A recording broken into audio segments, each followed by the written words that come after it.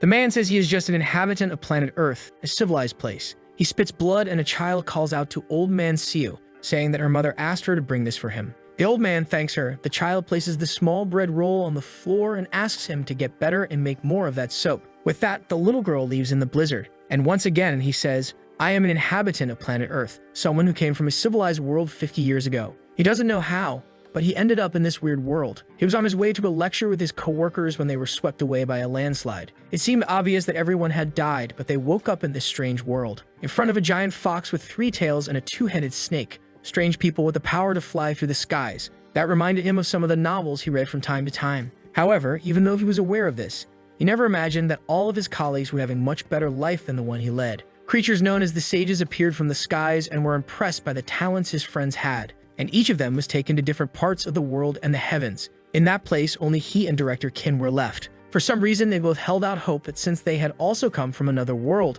something special would eventually happen to them. However, as time began to pass, they realized, he and Director Kim, that there was nothing special about them. All they could do was manual labor to survive. 6 months later, the director said he couldn't go on living that way. Putting together the little money they earned, he bought a basic martial arts book, the kind that's sold on any street. Strangely, however, in just 3 months, he mastered the book and became a martial arts master. He started to work for the nation and learned more and more advanced martial arts. Before long, he became a powerful warrior known throughout the world, while the protagonist was left behind. To this day, he still wonders, was there something special in store for him? He always believed so, but time passed and nothing happened. And now, after 50 years, he's just an old man who is going to die alone from a cold. He tried his best to survive. He learned the language of this place, how to write, how to earn money. He bought a small plot of land and built his own house. Using his knowledge from Earth, he made things like soap, for example, to sell and make money. This world was much less civilized, and he knew of some concepts that were new there. But the martial world here is competitive. His recipe was quickly stolen, and the guys with much more money invested in a much larger scale production,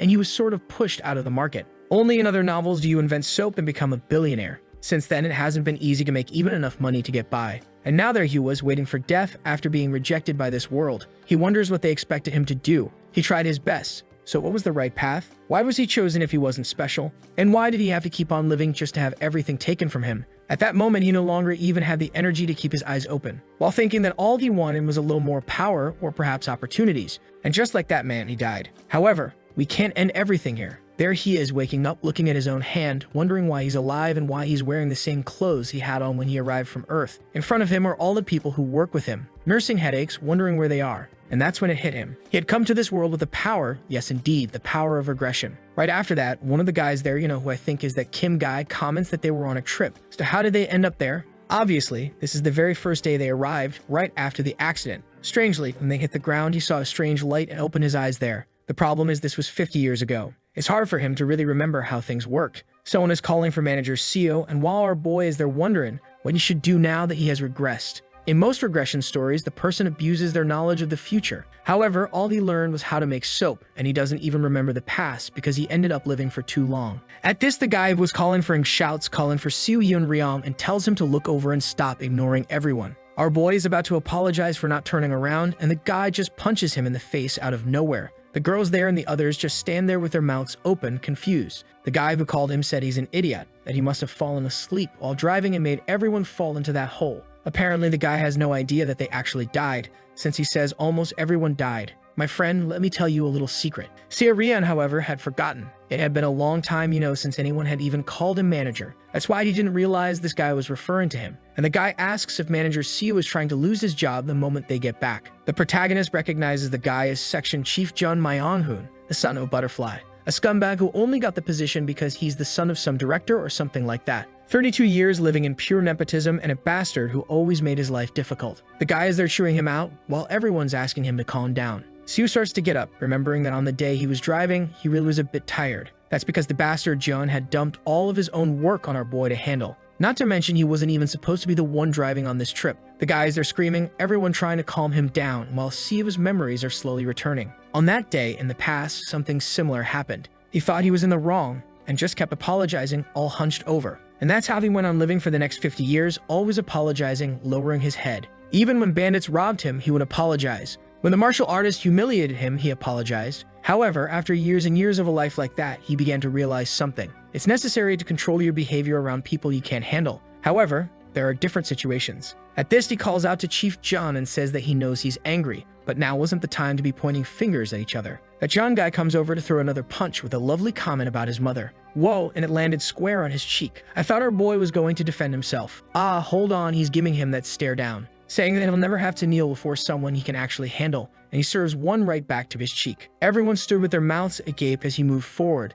saying that in his past life he had been beaten by countless martial artists, an uncountable number of times. He lands another direct hit and he remembers. The bandits were much more aggressive and he would get beaten up even for just gathering herbs on the mountain. The same thing would happen when he didn't pay his taxes. And now there he is, beating the hell out of the guy. In this violent world, he had managed to gain something that these people at this moment did not have. He knew exactly how the human mind worked. The moment you land a punch right in the eye, fear is amplified. After taking a few more, only 2 words instinctively leave the mouth. Right then, John, trembling all over, just utters the famous line, "I'm sorry." The protagonist might not have the mythical talents that those sages from the heavens seek, or the martial prowess necessary to become famous in this world. However, he did have the ability to change his destiny. That fool John is there with his hands on his head completely subdued, while the others call out to CEO and ask him to calm down a bit, How could he beat up his coworker like that? Our boy immediately plays the normal person card, saying that he accidentally lost his head and offers a sort of apology. Manager Kim says that there's no point in apologizing to them. That John guy might have crossed a line, but he went too far by pummeling the guy like that. Siev knows that of all the people there, the only one who will sort of stick with him is Director Kim, so he kind of agrees with the guy. This man is going to become one of the strongest martial artists as soon as he starts learning. So he has to support this guy and stay close to him. Obviously, this was all just his plan for now. He goes over to John and apologizes, saying that he really did overreact. John looks like he wants to say something, but one little glare from him and the guy turns away, crapping his pants. Kim takes a look at the forest there, and says they have to get out of this place and find a village or something of the sort. Seo knows that's the logical thing to do. However, it's a shame that logic doesn't work in this world. This was the world of immortals, where everyone is trying to secure their own immortality, and the only rule that exists in this place is that the strong devour the weak. Anyone in this world with a sword in hand will fight for fame and honor. The name of this forest is the Path of Ascension. Unfortunately, there is no nation, village, or anything nearby. At this, he calls out to Kim and says that the sun will be setting soon, so maybe they should make a camp in a safe place. The man agrees, saying he's right, but wants to know where's their car that was full of supplies. If they could find that, they could survive easily. Our boy already knows it's a shame, but that car will not be found under any circumstances. The problem is they won't believe him if he just says that. He can try to convince these guys that it's impossible to find the car. He has another plan. He says that the best idea for now is to split up. One team looks for the car while the other team sets up camp. That way they secure both opportunities. Since it's a logical decision, everyone ends up agreeing and night falls. Obviously, they didn't find it and they built a campfire. The blue-eyed girl, whose name I still don't know, wants to know where the car is. They were in a landslide. So where did the thing end up? Kim and everyone else comments that nobody has a clue. She's asking the wrong person. Everyone there is lost. The group is eating some kind of chestnuts, which are pretty tasty, and Siu says he found more on the way, so they don't need to worry. At this, the manager praises him, saying that the situation is very difficult, but thanks to him, things aren't getting too complicated. Ever since the company, he knew he was a person they could count on. And now he remembers that he was probably very tired since John had dumped all his work on the boy. The other girl with the yellow eyes says that the manager has indeed always been very diligent. The little devils are all laying on the prey, it's right. It's a shame he already knows these wretches are all going to abandon him.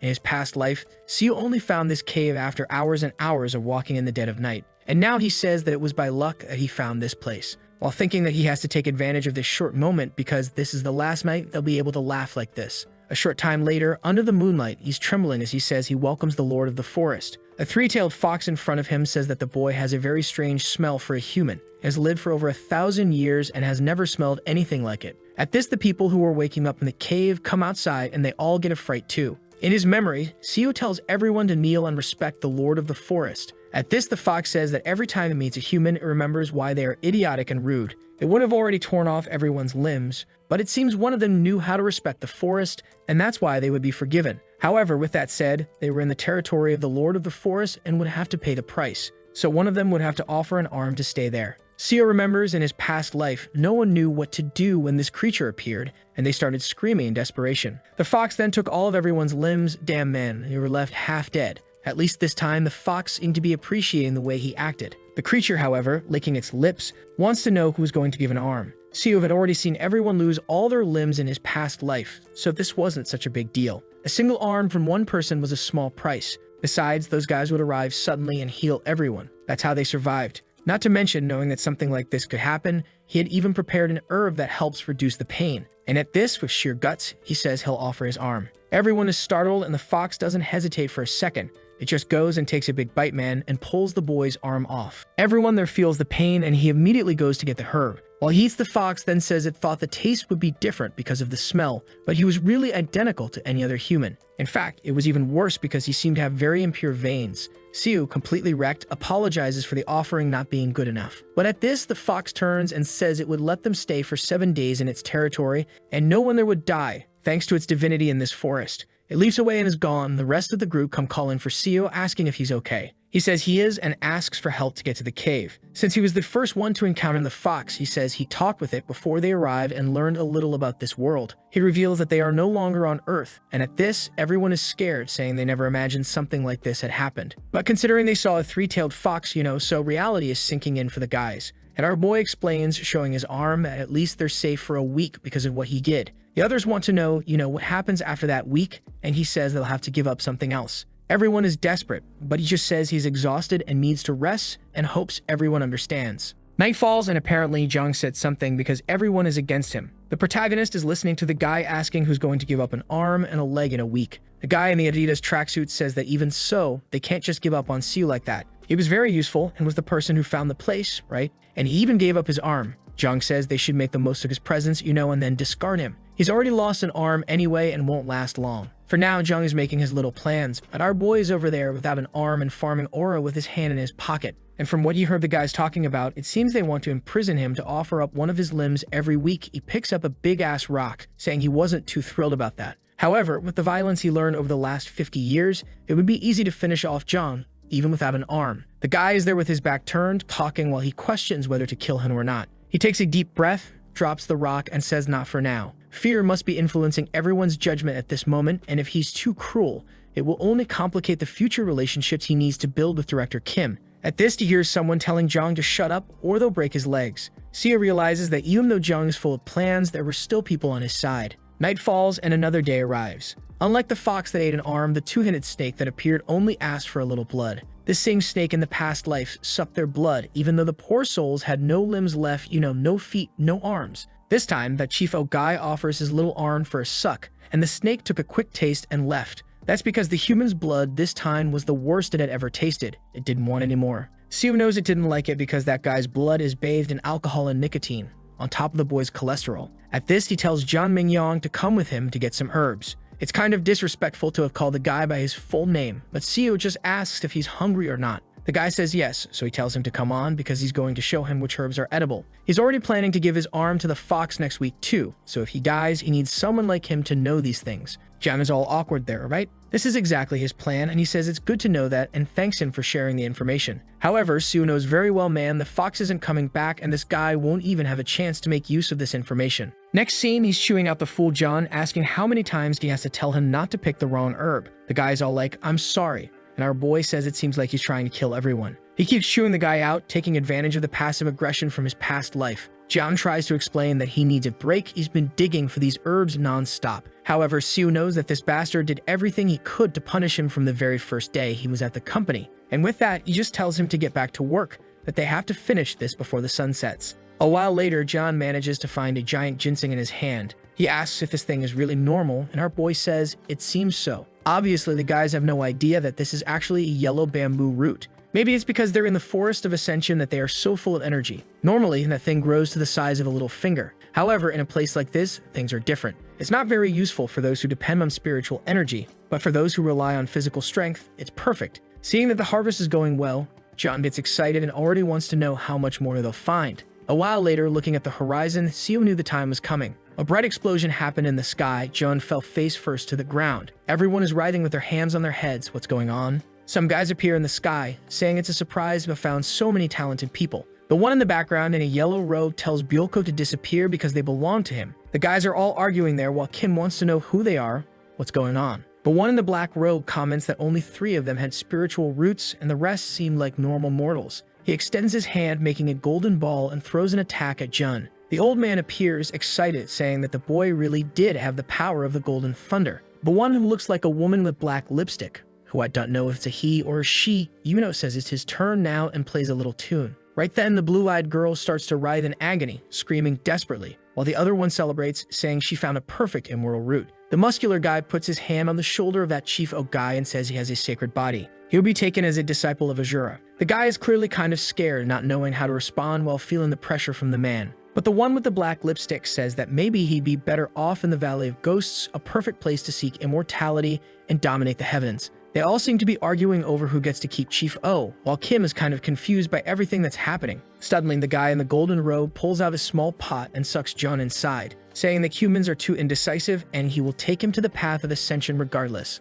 The muscular man sees that our boy lost his arm to the fox and says that he really is very brave. He might just be a regular mortal, but he really was quite a boy. Siu thanks him, but at this, the guys are already leaving, saying their work there is done. They should take advantage of the fact that this forest would be safe for 10 years since they passed through. Kim, desperate, tries to say that they need help because they don't even know how to get out of this place, but the guys have already left. Siva knows in his past life, he shouted and shouted but was ignored like an insect, so it's not even worth it. At least just as everyone's bodies were restored in the past life, in this one he got his arm back. Kim, however, wants to know what they are going to do to survive in a forest like this. Strangely, a bunch of stars seems to be heading in a certain direction, and he wonders why. The next day, inside the cave, the girl is suffering, spitting blood. The other one there in the green clothes, I already realized that these girls must not be important, because I still don't know their names. She comments that her friend there in the pink clothes is not doing well. What do we do? Siva just asks to wait a little longer. What if someone shows up to heal her, right? It would be a huge coincidence. The group finds it a bit strange, but right then, someone enters the cave and says that them suffering in this place were like ants trying to defeat a dragon. Kim asks who he is, and the man introduces himself as the Sea Dragon King Si-Huil Nice-Sing, first name is our Make Good Idea author.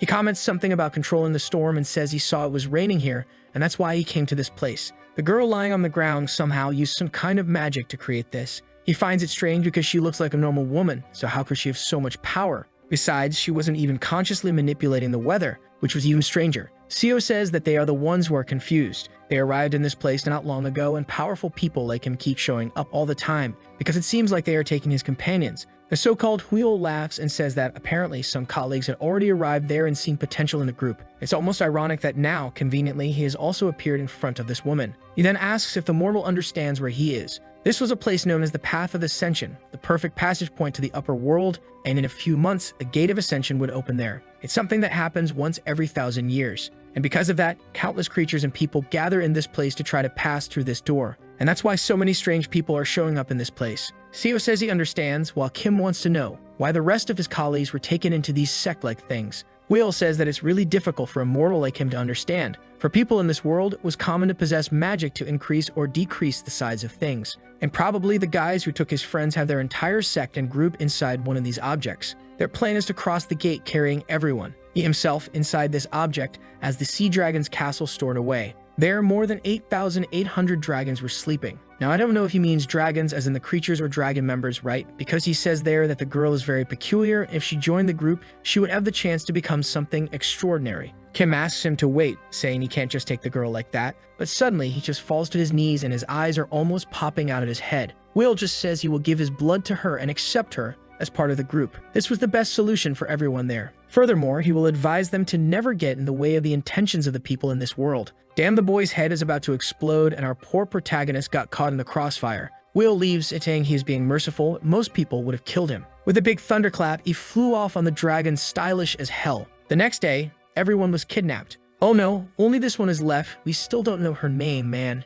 She's laughing like a maniac, saying, what a mess. This world with its dragon business, colleagues being taken away, people flying, what the hell is this? This would probably be my exact same reaction as Siu gently pats her, telling her to calm down. She, however, just begs for our boy not to be taken away too. She wouldn't be able to survive in this forest alone. However, he just thinks it's a shame, but their time is up. Suddenly, she begins to writhe in agony, puts her hands on her head, and says something is coming. Kim runs to help, but she says it's too late, and whatever it is has arrived. Out of nowhere, an old man on a mechanical Oni lion appears. Good heavens, man, that one came straight out of ChatGPT. Make thee, and the old guy wants to know how there are mortals on this path. However, he comes to his own conclusion, saying that the place is unstable because of the opening of the gate. That must be how they ended up here. Now he wants to know from the mortals who emitted that vast consciousness. He felt a strong presence, as if it were one of the sages from the upper realms descending to earth. And for some reason, he believes it's the girl. The old guy asks the other man to stay there. wanting to know who he is and warns him that she is their colleague.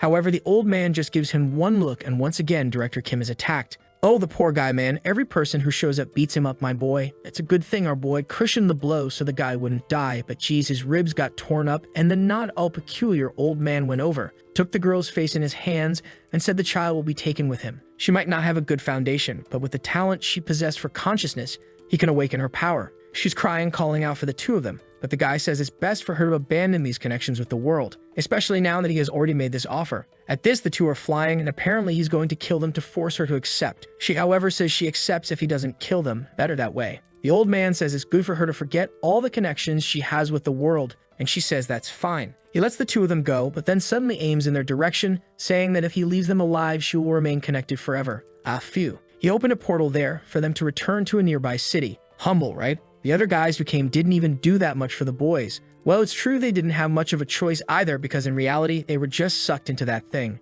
And through the strange old man's little ring, they could only hear the girl calling for them. But goodbye. The two of them wake up in the middle of an abandoned place, hearing people selling scriptures, selling cloth in a place called Yangak. Siu opens his eyes there in the alley, wondering where exactly he is. Ah, in his past life, he didn't fall into this place, so unfortunately, he doesn't know it. Apparently, that old man told the truth. He threw them into a random place. However, for some reason, he still felt as if it were a little familiar. Shielding his eyes from the sun, he finally recognizes the place where he had once lived for a while. The famous capital of Wanga, the city of Sukyam. From what I've understood so far, our boy has no powers at all, except for the fact that he can regress. So it's the competition of the talented against the boy who goes back in time. A short time later, they're still in the alley talking, and the old guy says he can't take it anymore, he's going crazy. Siu comments that he feels the same way and wish he could wake up as if it were all a dream. The poor old guy scratches his little hair and says that now they're screwed, only the two of them are left. At least maybe he should be relieved, right? That they weren't taken by those monsters. Siu, however, doesn't think the same way. He may have gone back to the past, but he remembers that following this path, he was nothing more than an herb collector who got beaten up every day.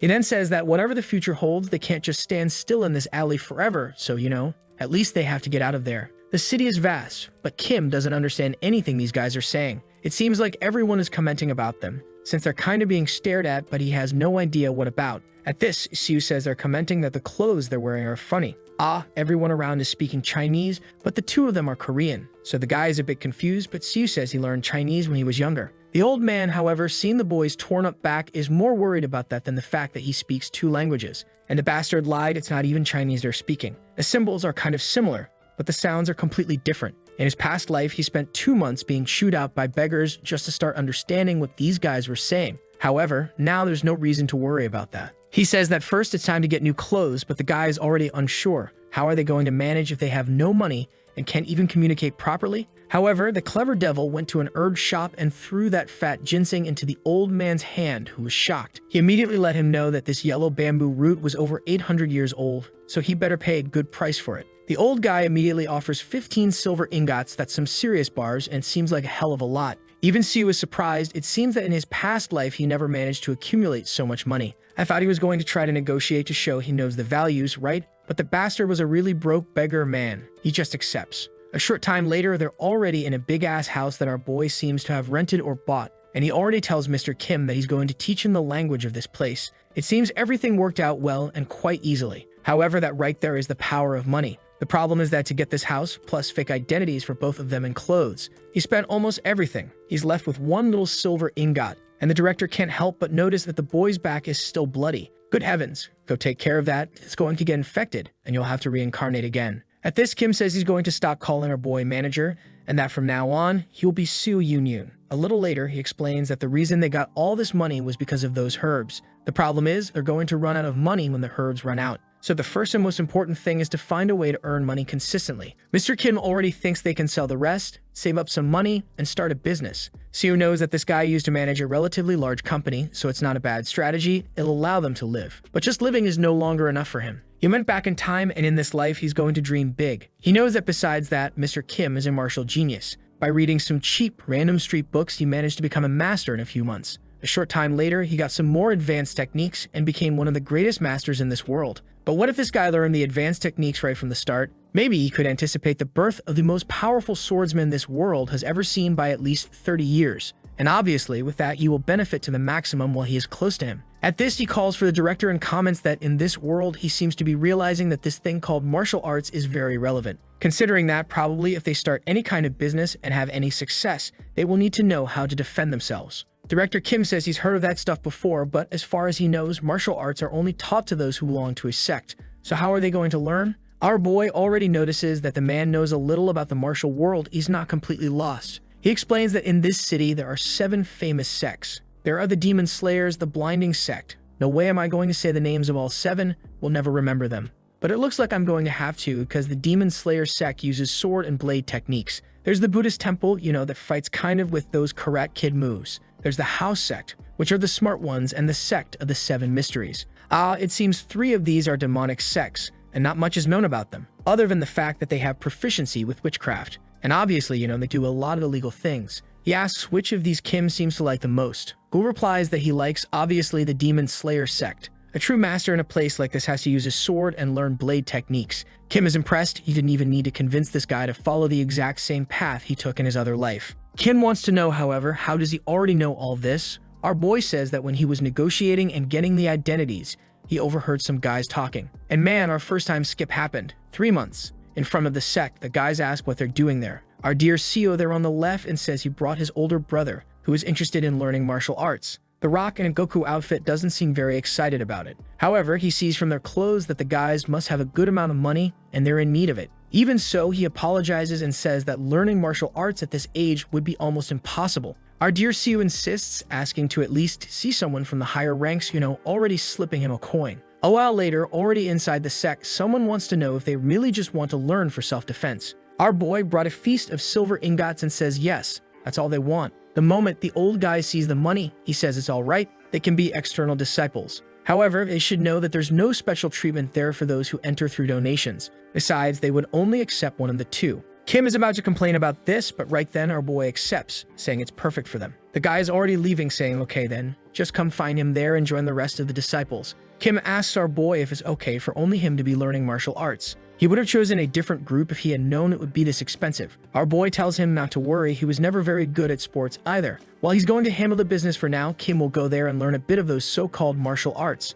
The old guy thanks him but says he doesn't know if he'll really be able to learn much. Our boy tells him to trust himself and try before judging. Another time skip. 7 months later, the competition within the sect. The man on the throne wants to know where this guy came from. Obvious, it's Mr. Kim who has crushed all the disciples who have been in this sect for years. Mastering a martial art means understanding its true meaning and aligning your body with it. Someone with low knowledge at best becomes a third-rate warrior. And to advance from that point on, you need more and more knowledge. The guys attack him, saying he's an outsider and will never beat them. Obviously, more knowledge means you've invested more time and also put in more effort. However, certain people had enough talent to laugh in the face of all this knowledge business. They had enough talent to advance through numerous stages at once. The Demon Slayer sect is already famous for having numerous members like that. But for the first time, an outsider appeared and killed all of those so-called great disciples. In just 7 months, Director Kim became a first-rate warrior who had mastered absolutely all the techniques of that place. The old guy bites himself. He doesn't understand how it's possible for someone to evolve so quickly. To force something like that, they would need to gather countless martial artists to support someone. Not to mention that this guy is an outsider who has never had any contact with martial arts. So how did this happen? It was as if the very tradition of that place had knelt before this man. Whoa, and they gave the order to capture him. There's our boy. He already imagined that this could create a problem, an outsider dominating this place in 7 months, leaving everything in chaos. Because of this, the guys are accusing him of being a spy, but even imprisoned, the Slay Dog is practicing. What Seo doesn't understand is why he's also imprisoned. He knows nothing about martial arts, and now he's in there with the other guy. Our boy asks if the director isn't worried, man. A lot of people suspect he's a spy. Normally, in these kinds of stories, they'll destroy his martial arts, cut off an arm, or somehow prevent him from being able to fight. The director, however, replies that he already knows about that. But for some reason, he feels that continuing to practice is the only way to get past the next barrier. And inside, he already knew that upon passing this one, he would advance to the next stage. Seo knows how incredible that was. Being a first-class warrior was already impressive, but advancing beyond that is something only the masters of the sects can achieve. This was already a level where at most there are 1,000 men with this strength in this world. Not to mention that, after this, the only thing left is the peak, where you are basically untouchable. Right then, Seo is certain this guy is going to be at the top of the world, not 30 years earlier than he imagined, but about 40 years faster. 7 days later, there's manager Kim with little flowers flying around him, absorbing energy as Seo already knows that this is the key that only appears in martial artists nearing the peak. At this, Kim stands up, announcing that he has crossed the barrier and now he's no longer afraid of this sect's leader. Our boy praises him, says his talent exceeds what he expected. The old guy says he's also impressed with himself. He didn't imagine he had this kind of talent. Maybe it was because when he was a child, he read countless martial stories. Right at that moment, some guys rush in, announcing that the time has come. They had received orders from the leader to destroy his energy core. That's because they are now certain he's a damned member of the demonic sect. Kim gives them a look and our boy, tries to calm everyone down, saying he already confessed that no one there is a spy. The guy just tells him to shut up and punches him in the face, warning that he's already heard them talking in that coded language and is sure they are not honest people. However, at this, Kim has already drawn his sword and slash, his hand is cut. The cut was so precise that he didn't sever the hand, but he disarmed the guy. And the bald guy warns that he's already made it clear that this was his first sect. The Rock Goku comes to slash with his sword, but in a few seconds, everyone had received the same little tap on the hand and dropped their swords. Everyone is already running desperately down the corridors, saying that strangely he seemed to be at the peak of martial arts. At this, Kim calls for our boy and warns that he's going to other sects to train and wants to know what he's going to do. Our boy, not being a fool, says he's going to follow him. They could go, for example, to the unorthodox dragon sect. The old guy says he'll meet him there, and in the next scene, he's already at the top of the mountain. And damn, Kim's sword is already bathed in blood. He asks why it took Seo so long, and he laughs, saying that yeah, the director is a little faster than him. And noticing the state of the sword, he already knows that this guy was not a violent person at all, but this world has already changed him. It would be a dream if one day he could return to the peaceful life on Earth. If he could choose a return, it would be there. He's tired of the violence of this world. However, none of that matters, because now he's here and he'll do whatever is necessary to survive. After being betrayed by the first sect, they invaded the dragon's house and took over everything. 2 years later, they ventured into the Wanga region and continued to defeat numerous sects. And it was in the 3rd year that all the emblems of all the sects had been cut down by him. Before long in that region, he was named the strongest martial artist under the heavens, and he used this fame of his to unite the sects and form an alliance. Man, 7 years later, we're moving along here, huh? He and the director were as close as brothers, ignoring the age difference between them. They even managed to work on a specific martial art for our boy. Mr. Kim hands him the book and says the name of the technique is the Mountain Cutter. He had made this with our boy's talent in mind and is sure he can reach the peak. Seo seems impressed that technique was really above any other he had ever seen. The only problem is obviously the expected one. He had absolutely no talent. He was learning from the most powerful martial artist under the heavens, who created a martial art specifically for him and only him. And even so, he barely managed to become a third-rate warrior after a whole year of practicing. At this, he says that maybe there's no way. He has a talent for medicine, and apparently, that's the way to live life. Each person has talents in different areas. And with that, on the first day, after a decade had passed, he glimpsed the level he had only heard about in legends. The 5 energies of the world converting into a single person. The old guy has a fit and starts contorting. What's this? His hair grew long and turned black. Seo calls for the old guy, and suddenly the guy is handsome with long hair and muscular. This was the so-called skeletal reconstruction that creates a new body.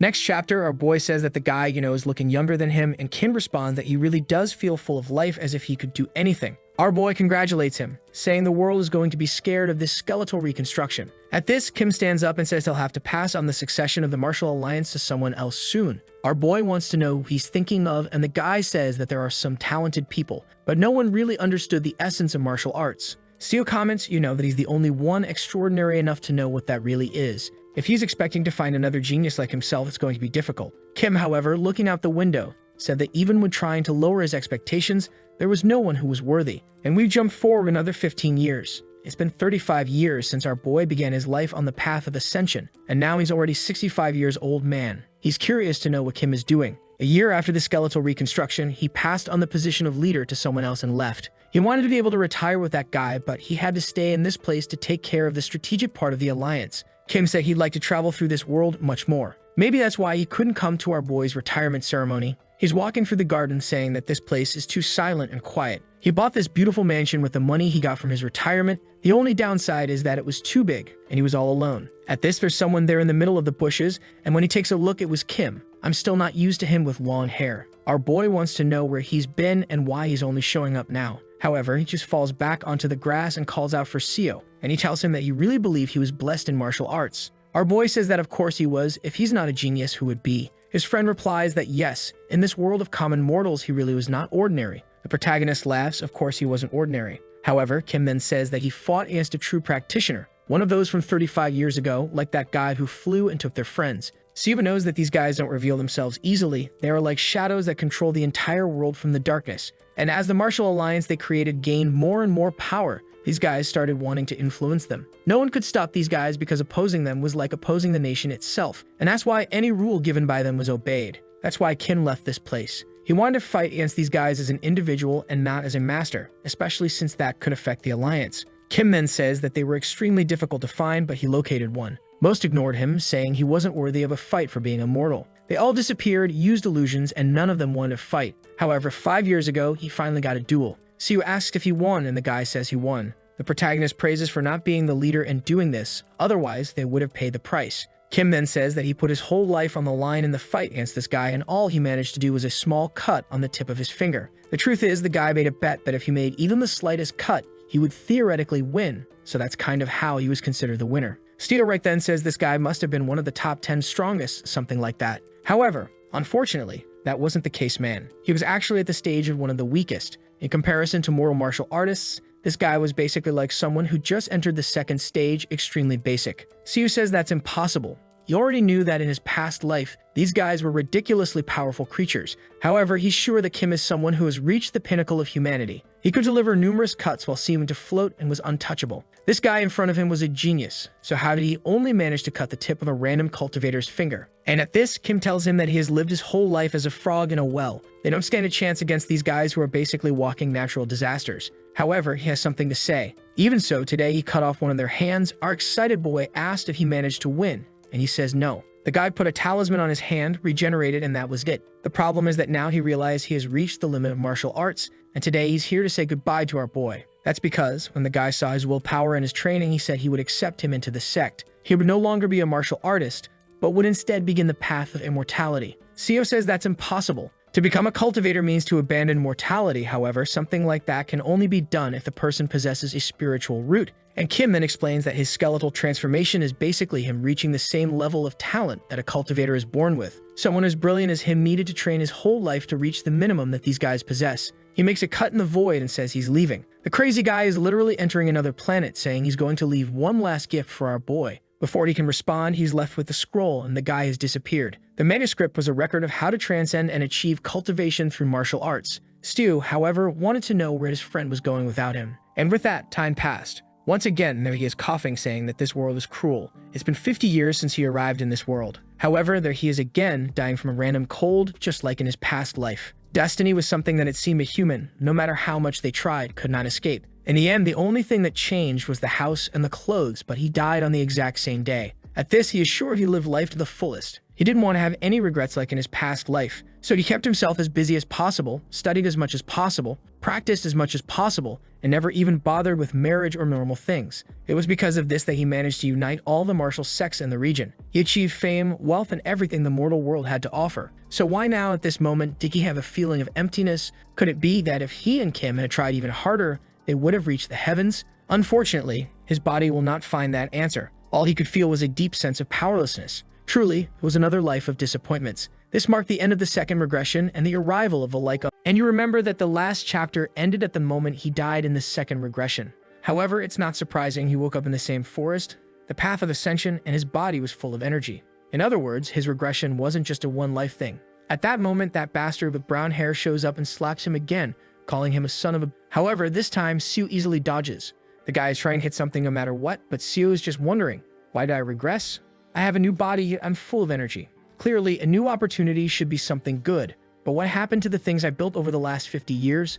Ma Yonghan keeps cursing, saying he's a bastard who almost killed everyone and still has the nerve to dodge like that. However, Siu just keeps staring, wondering if this was really something good, and soon he says no. In fact, this power he received was more of a curse, one that denied him the meaning of life. Of course, some regressions would be wonderful, and he would be grateful for that opportunity, but what if he gets stuck in this forever? He would be trapped in the wheel of fate, forced to suffer until the end of time.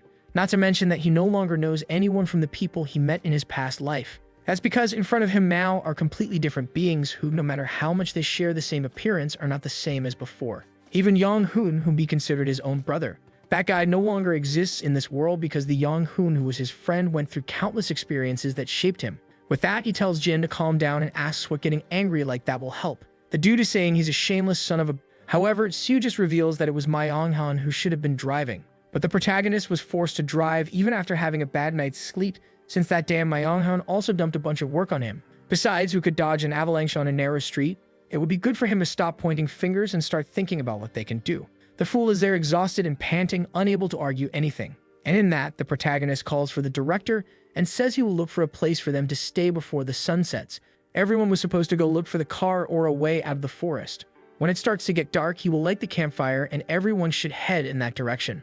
Night falls and the protagonist wonders if it's worth connecting with these people in some way. As always, he will be alone in the end.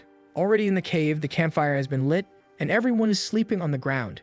Siu is now afraid of this so-called eternal regression. In any case, the only thing that could give meaning to his life would be for this ability to be removed. Maybe he would disappear if he returned to Earth, realizing how he always comes back to this moment before the path of ascension. But how is he going to get to Earth? He remembers the old man with the monocle saying that when the path of ascension opens, the surrounding space destabilizes, and they, being ordinary humans, might have gotten trapped in this so-called spatial variation.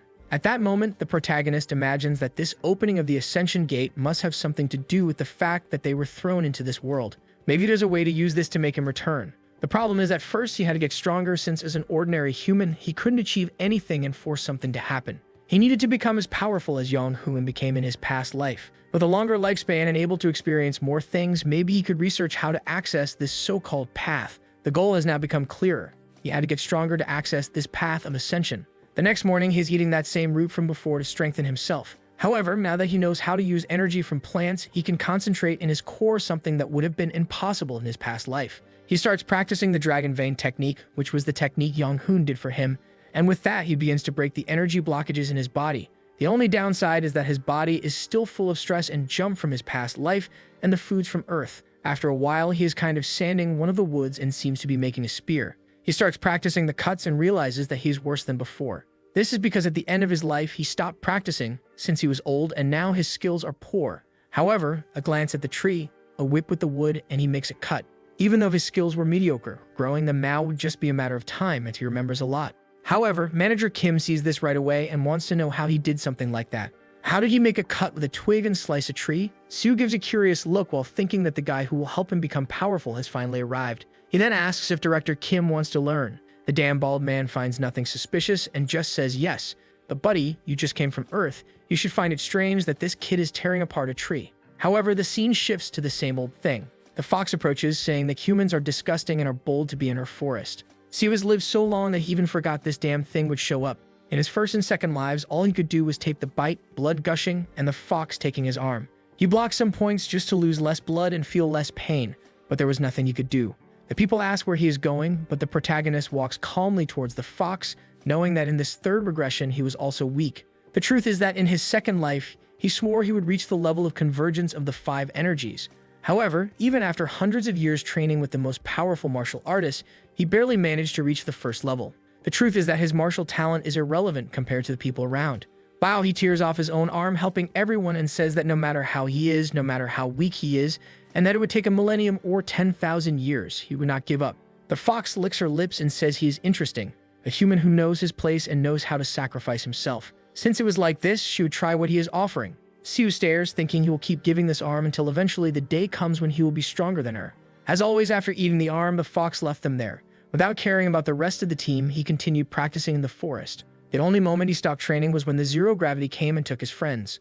As soon as they left, he went back to practicing without eating or resting. He only finally stopped on the 4th day, where he presents himself as an inferior mortal and says he wanted to ask something to the sea dragon. The so-called Huil, who is the horned one, wants to know why he is curious. Siu then says that the girl he is taking had her spiritual root trapped, meaning she wouldn't be able to practice. Not to mention that being a mere mortal, she would live for at most 100 years. So why was he taking her? The horned one replies that he is informed too much for a mortal, but he doesn't have to worry. When she accepts his blood, she will awaken a spiritual root and receive talents. At that moment, Siu gets excited and asks if he could also receive an opportunity like that. They were all from the same lands, and maybe they have some special power he might be interested in. Huil, however, just smiles and tells him to listen. At that moment, Siu feels some pain in his chest, and the guy says it's good for him to know this to stay alive. He should never demand or ask for anything from someone like him. He has lived countless millennia and understands things he has no idea about. However, he was lucky that he is one of the kindest. Any other at his level would be more than willing to kill simply for making eye contact. With that, the guy disappears in the thunder and leaves surfing on the dragon. Meanwhile, poor Kim is there, not understanding anything that happened. The next day, the other friend would be taken. The protagonist asked a similar question. Kim Yum didn't have a spiritual root, so why could she become a disciple of the old man? The old man shows a pill and says this item allowed anyone to reach their spiritual instincts. Even a mere mortal could have the opportunity to become powerful if they consumed this item. This was all great information for Seo because now he knew there was a path beyond simple practice to become more powerful. And in this, the old man tells that it is possible for a mortal to train in martial arts and gain the root of the 5 elements. However, this was a long path and the result was quite mediocre. The truth is that what you gained with the pill was much better and much faster. This opens the portal for him and says that it's enough. He has nothing to resolve with either of them, and they were to disappear. The work friend shouts for both of them, but the protagonist opens his eyes atop a tree. From afar, he can see the southern side of the Yango region. Just like in his past life, it seems he and Kin would spend some time navigating this region. However, our protagonist challenged countless people from all over this world, so he knows most of the paths like the back of his hand. With that, he woke the director and took him to the nearest city. He explained the whole situation and obviously the guy was confused, but little by little he began to accept reality. Soon after, they arrived in the city of Robiok where they sold those ascension herbs but only bought a small house. The protagonist taught Kim the language of that world, the mountain destruction technique he created in his second regression, modifying an older technique. All this to better suit Kim's own abilities. However, after practicing just a little, Sue was already thinking about how demotivating this was. Kim reached the level of 3 flowers in 3 months of learning martial arts, while he, who had practiced for 2 whole lives, barely reached the first level. Kim stands up all excited and says he thinks he can now beat Seo. The protagonist smiles, thinking that this is really not the same Yano he considered a brother in his past life. This guy was mentally hundreds of times younger than him. The truth is that, at this moment, Seo is almost like a great-great-grandfather to director Kim. In this life, he won't be able to keep up with this guy. With that, he hands over the book and says that from this moment on, they will live separate lives. Kim finds it a bit confusing and wants to know what Seo is saying. Did he do something wrong? What is the reason for them to separate? The reason for the protagonist is that in the first regression, Yano became the leader of the Martial Alliance and lost to those guys in the end. And in the second regression, the truth is that things weren't that different. He created more advanced techniques, practiced even more, and basically reached the limit of martial arts. However, he was unable to defeat those guys with martial arts and ended up abandoning them to focus on cultivation. He knows the same thing will happen to Yonho if he stays close to him his whole life. And to avoid seeing his face of despair again, he then says that in this life, he will walk these lands to improve his own skills.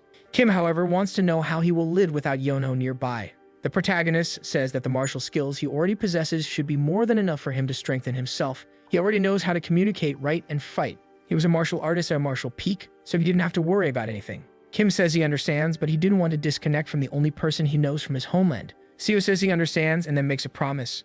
Every 2 years on this exact day, they would meet in this house. And with that, after convincing the director, he left. Blue sky and a guy holding a spear tells him to stay right there and asks what brings him to the Hall of the 8 Respected. Seo says he came to ask for a duel, but the guy bursts out laughing, saying that no one can just walk in here and call for a duel like that. However, in that moment, Seo attacks him with the sword, and in the same second, the guy's spear tears apart. Then he asks the guy if he looked like just anyone. Seo swears that in this life he will do everything possible to become stronger. The protagonist is starting to farm that aura. In the first life, he went hungry, in the second, went hungry again. But in this one, he will probably go hungry again, but at least he will humiliate some guys along the way. As they approach the hall, the young girl from Ho says that the leader is waiting for him. Let's go through the little corridor, and we arrive in front of the boss and everyone stares around. The old man laughs and says he was wondering who the visitor was that seemed to be a first-degree martial artist. He never imagined it would be a young man like him. The protagonist only does. He presents himself and pays his respects to the leaders of the hall. The guy just says it really seemed like he had formidable power, and Seo says it's the same for him. All he asks is for him to bless this inexperienced boy with some teachings. At that moment, the old man pulls out a nunchaku with a sharp tip, while Yun prepares to make a move from the side. Then the chief advances, spinning the nunchaku, saying that since he's going to stall, he'll go first. The item is surrounded by aura and heads straight for the protagonist's eye, but he just pulls out his sword, makes an upward cut, and manages to redirect the attack. The Shaolin monks are all in shock that he managed to reflect the chief's attack, who is now spinning in the arena, saying that the boy has truly reached the level of becoming one with the sword. It seems he was about to advance from his very first stage. The protagonist says the leader seems to have become one with the sword as well. He learned a lot from this single move. The guy laughs and says it's funny that he's at the same level, even though he's so young.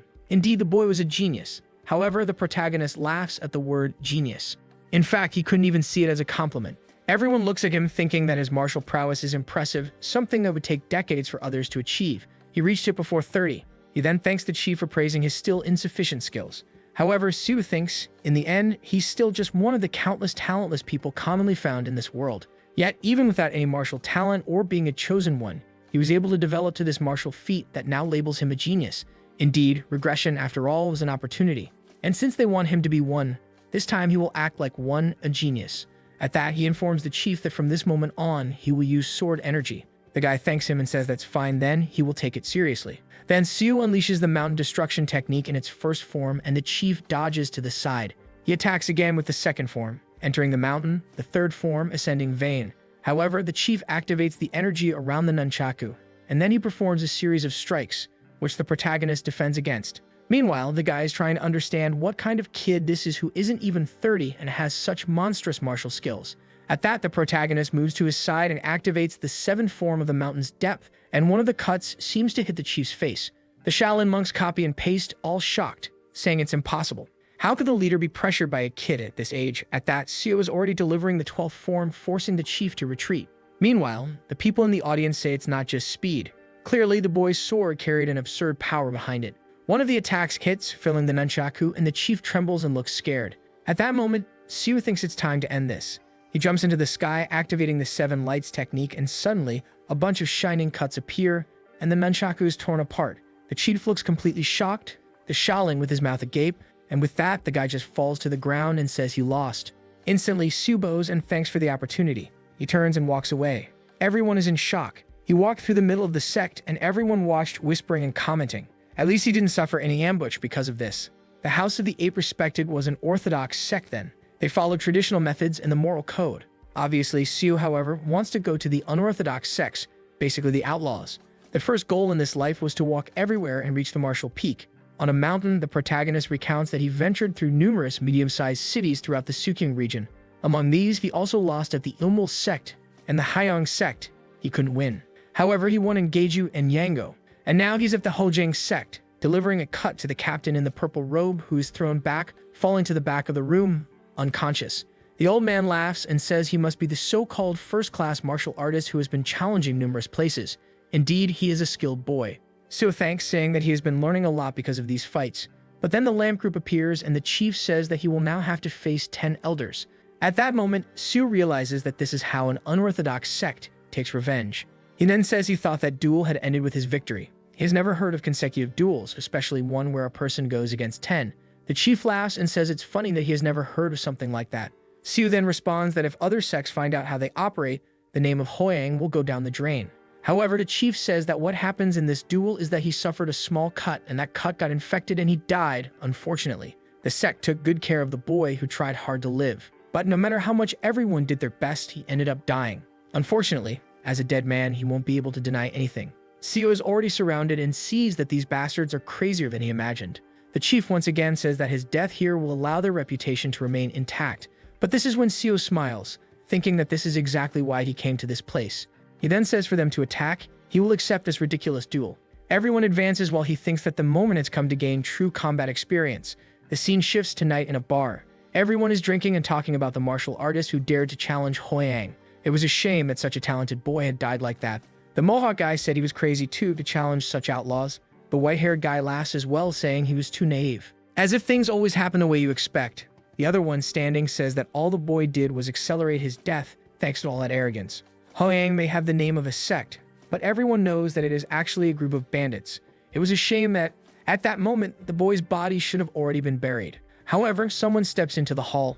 One of the waiters turns to welcome him, and it's Siu, completely drenched in sweat. Siu, all cut up, asking for a bucket of instant noodles, please. The guy, completely at a loss for words, just says it's fine and asks him to come in. As Siu stops and the three fools are all there now messed up, no one says anything at all. However, the truth is that those bastards almost really killed him. Not only was it 10 against 1, but their blade was also poisoned. The lucky thing is that during the time he worked in the upper echelons of the Alliance, he learned numerous medical techniques. If he hadn't taken the healing pill at that moment, he would have really died in that room. And as soon as he killed the 10 elders, the old man shouted for everyone to kill him now, no matter the cost. At that, all the Alliance members advanced in battle formation. In the end, to survive, Siu had to fight like an animal. But there he is, alive and calm in the bar. right after he stabbed the leader in the chest. He didn't kill everyone in the room, but he cut their tendons. In other words, no one will be able to come back for revenge, as they will all be crippled for the rest of their lives. At this, he notices that the Rachi was shaking a lot. He took so many stimulants that it was impossible to relax at that moment. Probably, with the amount he took, he won't even be able to sleep for the next few days. Maybe it was the perfect moment to challenge an orthodox sect. He finished eating, grabbed the sword, and walked out. At that, the legend began to be told. Immediately after his victory against the Homeang sect, the young martial master ate a bowl of instant noodles and continued his journey. That insane event began to spread his name throughout the people, and a certain rumor began to spread through Seogi. Shortly after, people started calling him by his new martial title, the Spirit of Infinite Fight, Seo Yohyun. His name has swag, the Spirit of Infinite Fight. He goes around fighting. Okay, I respect that. The protagonist knows he doesn't have that much talent. His goal is to reach the martial peak and as far as possible. That's why he needs to keep fighting and fighting, constantly challenging the limits between life and death. For an ordinary man like him to break through that wall of talent, he would have to be a madman. Those without innate potential were forced to embrace insanity. It was the only way a talentless man like him could achieve the power of a genius, and so he traveled to countless regions of Yango, fighting dozens of duels every day against both orthodox and unorthodox sects. 5 years passed. An explosion occurred in the middle of the courtyard. The protagonist jumped, activating once again the mountain-destroying technique. At that moment, his ki was moving in a fluid manner, yet at the same time, extremely destructive. That technique was like the very heart of the sky itself. The ki of the sword took the form of lines, something that could only be used by those who had reached the peak. Just trying to form that for a brief moment left his mind utterly exhausted. However, if he couldn't achieve this, there was no way to reach his dreams. At that moment, a guy came from behind delivering a sword strike. Sue turned around, managed to defend the attack, the energy dissipated on the blade, and the whole place exploded. The poor guy was thrown against the wall, realizing that the key of the sword he struggled to maintain had been destroyed in a single attack. Then someone emerged from the smoke, saying they expected more from the so-called infinite fighting spirit, Seo. However, this time he had won. Obviously, it was the damn director Kim, the strongest man under the heavens. The protagonist got up, realizing that this bastard truly had incredible talent. He congratulated his friend, saying he had indeed become much stronger since the last time they met. Sue noticed that the bastard had already undergone skeletal reconstruction in 5 years. Looking at his hand, he wondered what he had been doing all this time. He was still the same first-degree martial artist. Truly, the lack of talent revealed the worst in people. Shortly after, the director said that after reaching the level of conversion of the 5 energies, he realized something. He had become the strongest man in Yango, and no one could withstand a single attack from him. That's why, as the most powerful man, he was thinking of creating an organization and wanted to offer a seat. Seo, however, cut in and said he was fine. He preferred to live as he had been living. While remembering that this guy in every life always became obsessed with becoming the master of an alliance. However, if he accepted this offer, he would become the vice leader, but in reality, he would work more as a strategist, something he had already done in his entire past life and wasn't interested in. This was because every second he had to practice and reach the martial peak was far too precious. After much effort, Seo managed to decline the organization's offer. But then Kim began to insist that since he didn't want to be part of the association, he should accept one-on-one lessons. However, Seo simply replied that no matter what the director offered, he would not accept. And the reason was quite obvious. He had already learned everything possible from this guy in 2 lifetimes. What he truly needed was real experience. He remembered that in his past life, Yun Wu said that at the end of the first stages, you should face as many real battles as possible. And that's why in this life he decided to simply watch his friend's saga from afar and continue his own endless journey for battles alone. With that, 20 years passed. Kim arrived in front of the same house and said that this time he looked pale. At that moment, Seo finally realized. His talent was that of someone who had truly been abandoned by the heavens. Kim said that even with infinite training, he still hadn't managed to improve his prowess. Seo said that his knowledge of blade energy exceeded that of any martial artist at his level. Even so, he couldn't last more than 3 attacks against someone at the peak of martial arts. Kim scratched his chin and said that this was strange. He had almost become one with the sword. How had he not reached the martial peak? Someone with so much experience should be able to achieve that easily. Seo thought to himself that he already knew this. This was the limit of his talent. Someone who had truly been abandoned by the heavens. Blood began to flow from his nose, and he said he could only maintain this technique activated for half a day. Perhaps if he could keep it up all day, he would finally find a way. Kim, however, picked up a book and said he wished him the best. This was all he had learned fighting against a cultivator for a short period. He did what he could to maintain his physical form. He managed to withstand a few moves and escaped in the end by a narrow margin. Seo noticed the thickness of the book. It was really as dense as many of the techniques they learned, and he questions whether just escaping from this person really provided that much knowledge. Kim says they were walking natural disasters, and obviously, you need a deep understanding to escape the force of nature. Siu thanks him and says he will preserve this and pass it on to the next generation. Siu then says he will go out in search of another fight like this. All he asks is that they meet again alive. He then says he will give a hint so that he can reach the martial peak. He had to keep each piece of spatial information present in his mind at all times. Siu is a bit confused and asks what he means by that. Kim then comments on how he probably becomes aware of everything around him when he is in the middle of a fight, like for example, where he can step, what is behind him, where the other enemies are. However, this is something he can only do for a short period in certain parts of the fight. He needed to keep it active all the time. Siu stands there a bit confused. How is he going to do something like that? Just keeping the sword energy technique activated felt like it would tear his head apart. How is he going to simulate everything around him at all times? Basically, his head would definitely explode. However, Kim disappeared and he is sure. There must be some reason for the strongest man under the heavens to have given him this hint. And from that day on, he began to try to maintain his awareness and all the information that his eyes and ears could convey, trying to remember the spatial position of everything he saw. His awareness seems to be navigating through the city and he can feel the steps of each person, and in that, he's in the forest. It has been 5 years since he started practicing maintaining the sword energy and spatial awareness. However, every time he opens his eyes, he feels completely nauseous and dizzy. Not only was he absorbing all the visual information, but all the sounds at all times. However, how is he going to fight in a state like this, where he couldn't even look forward? The problem is that he doesn't have much to do. For the last 30 years, he has traveled through all the sects, medium and large, and now there isn't a single one he can visit. Occasionally, he was capturing some bandits and living off the bounty money, having to fight against sneaky enemies who use all kinds of dirty tricks while he is completely dizzy. In that, a guy appears from behind the bush and tells the boss that he found the bastard. The guy with the blade on his back says that today the kid is going to die. However, Siu just prepares himself, saying that even if he dies, he will continue down this path. With that 15 years passed, surprised he says he really survived. Kim, with his face all cut up, says yes. Once again, he came out alive. It has been 45 years since he returned. Finally, he reached the stage where he is proficient in remembering and processing not only what he hears and sees, but even what he touches, tastes, and smells, all at an advanced level. Yet even so, he couldn't reach the peak of a martial artist. He furrows his brow, wondering how that is possible. At that moment, Kim says that now he is being hunted by cultivators, and it seems they are even paying money to whoever kills him. 2 have already tried to set a trap, and he barely escaped. At least this time, he managed to leave a cut on one of their faces. Siu, with his head down, says that apparently he received great knowledge once again. However, Kim says that, in fact, it is not that. He just realized that it is impossible to face a cultivator at the formation stage. If he simply doesn't escape as fast as possible, he will end up as a corpse in the same instant. That is why lately he has been realizing that perhaps this idea of the 5 converging energies is the limit of a martial artist, and perhaps the very author of the techniques he has been practicing must have reached the same conclusion as him. No matter what a mortal like him does, he will never have a chance to defeat a cultivator. At that moment, Siu saw himself in Kim. That guy in front of him had been gifted by the heavens with incredible talent while the protagonist had been abandoned. However, he could perceive that their situations were quite similar. It was funny to see the situation when they were completely different opposites. He tells Kim that he is completely confused and doesn't know why he can't reach the next level. Kim apologizes and says it's strange he can simulate the sword's energy and even his 5 senses have peaked. He has no idea why he hasn't advanced yet. At that moment, he offers, as always, a duel. Maybe they could figure something out since it's been a while since they practiced like this. Under the moonlight, an explosion occurs in the middle of the forest and Siu wonders what the problem is. Kim just says that he really should have reached the peak of martial arts years ago.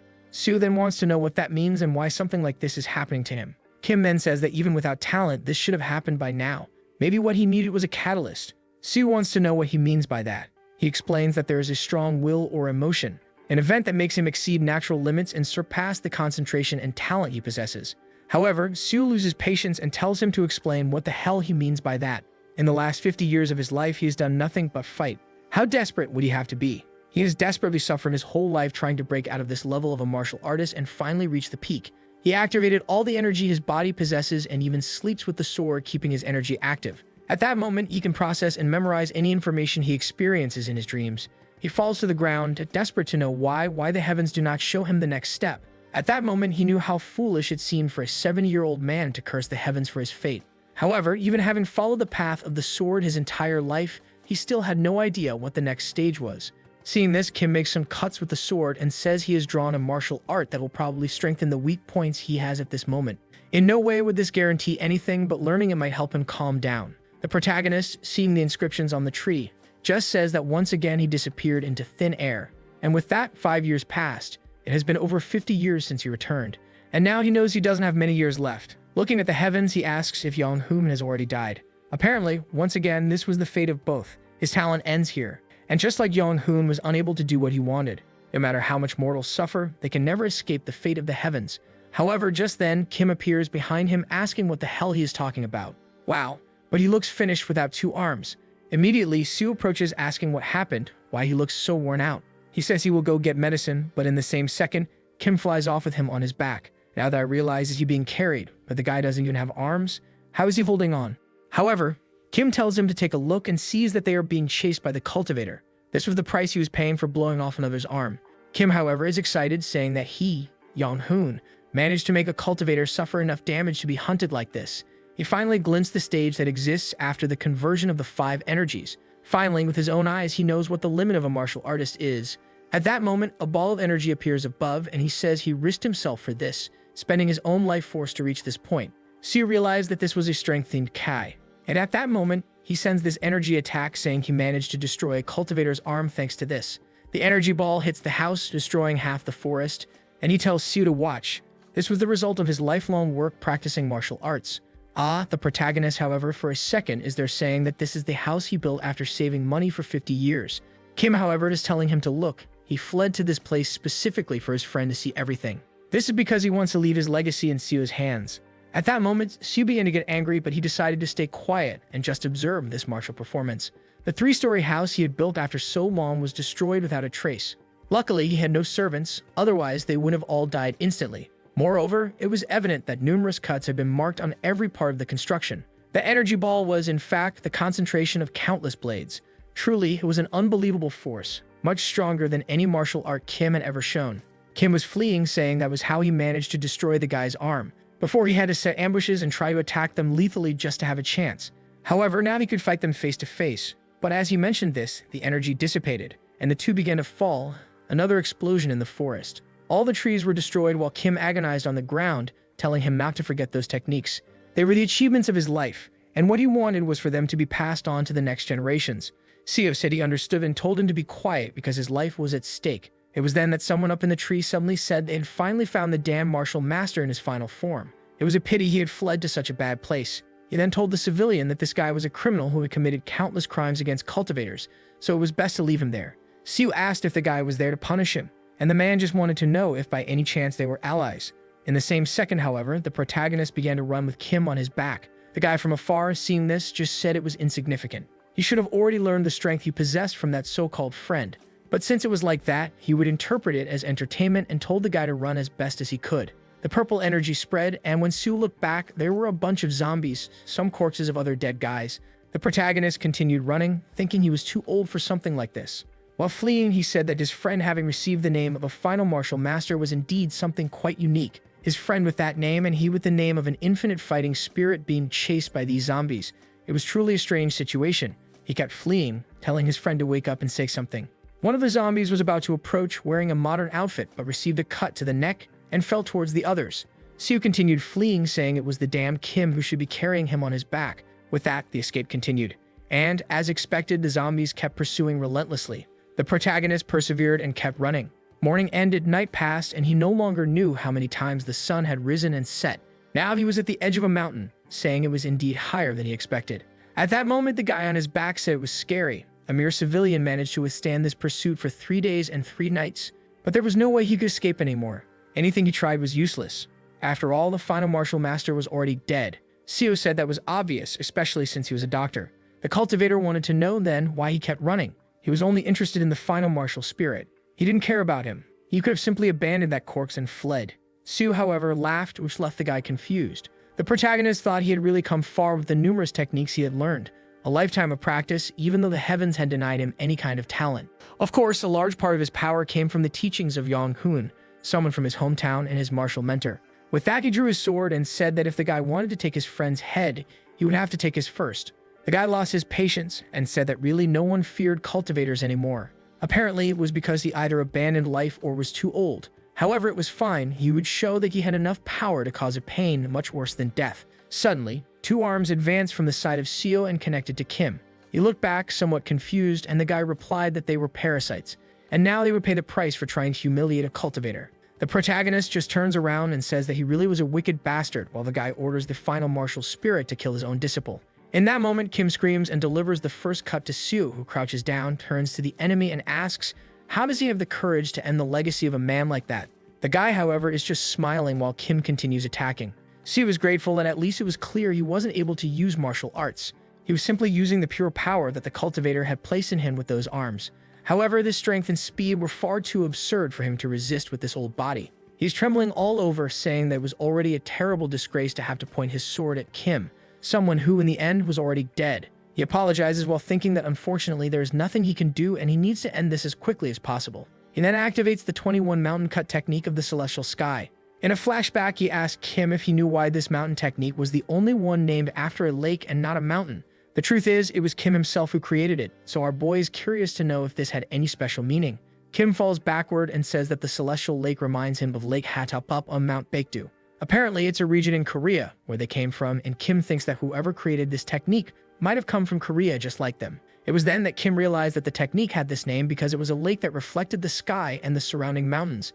The lake reflects what happens in the skies, yet its surface remains intact. The skies meant everything he had been learning, and the lake that reflected the skies was a meaning of that single attack. Kim seems to take a hit to the core of his body for a second, and Seo explains that this is a technique where, for a short period, he can use the enemy's energy in his own cut. This was a very unique move and a martial art that had been built just for him. If Myung-hun's body remains intact, he will continue to be used as a zombie, and that's why he has to ensure that no part of him stays alive. He will accumulate all the energy in the sword sheath, combine all the techniques, and form all of this into a single attack. When he is about to finally unleash the attack, suddenly Kim starts transforming into a ball of flesh. The protagonist realizes that the damned cultivator had given Kim more power and speed. He knew his life was about to end, so he uses that moment to ensure that his master wouldn't suffer this humiliation. In that, he charges towards Kim, who raises his arms while the protagonist swears to himself that he couldn't die yet. The air around him, the sounds, the smells, the humidity, the temperature, he absorbed each of the sensations around him, even if his brain was about to explode. In that moment, his eye starts to burn, and he says he would turn everything to ashes. However, suddenly, he feels something strange and stops for a second. His brain, which seemed like it was about to explode instead of giving in to all the pressure, seemed to have surpassed something. Seeing himself in a void, he wonders if he fell into some kind of illusion or if he was completely losing his mind. However, it's when he notices some strange red lines coming from Kim's hand. The attack hits the ground hard, but he manages to dodge. Noticing that even his sword now had a strange blue line, he simply follows the path of the line, and the cut lands squarely on Kim's chest. In that moment, he wonders if that is the vision of a martial artist who had reached the peak, and he strangely notices that Kim was smiling. The person who had the talent blessed by the heavens and he with the talent banished from the heavens. They were polar opposites, yet in a way, they were similar. This is because in the end, both had suffered their whole lives trying to escape the fate granted to them by the heavens. He cuts Kim into 50 pieces while saying that at that moment, there was no longer the genius, the Bohun. They were just two men who had suffered against fate their entire lives. One had died and the other was already at death's door. Kim looks back and realizes it was as if his friend was asking if he would really stop there.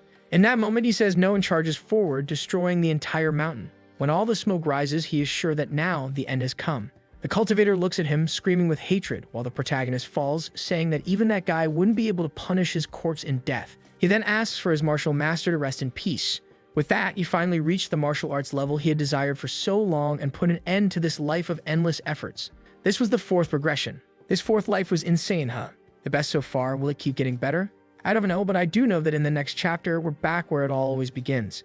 He stares at his own hand and realizes he's back. In the past life, he fought from the first day to the last second, and finally managed to conquer. He shouts that he has finally reached the martial peak, the feat he had desired his entire life. At that moment, oh, that guy from the beginning, poor thing, is coming to hit him, the damn Myung-hun, asking what the crazy person is shouting about and saying it's his fault. However, the protagonist sees the strange red line aiming at his face. He ducks with his eyes closed while the guy asks what he thinks he is doing.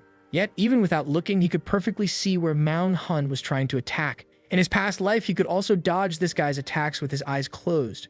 However, it was something different. He was predicting the trajectory of future attacks and understanding this guy's patterns, all attributed to decades of martial arts. But now it was something completely different.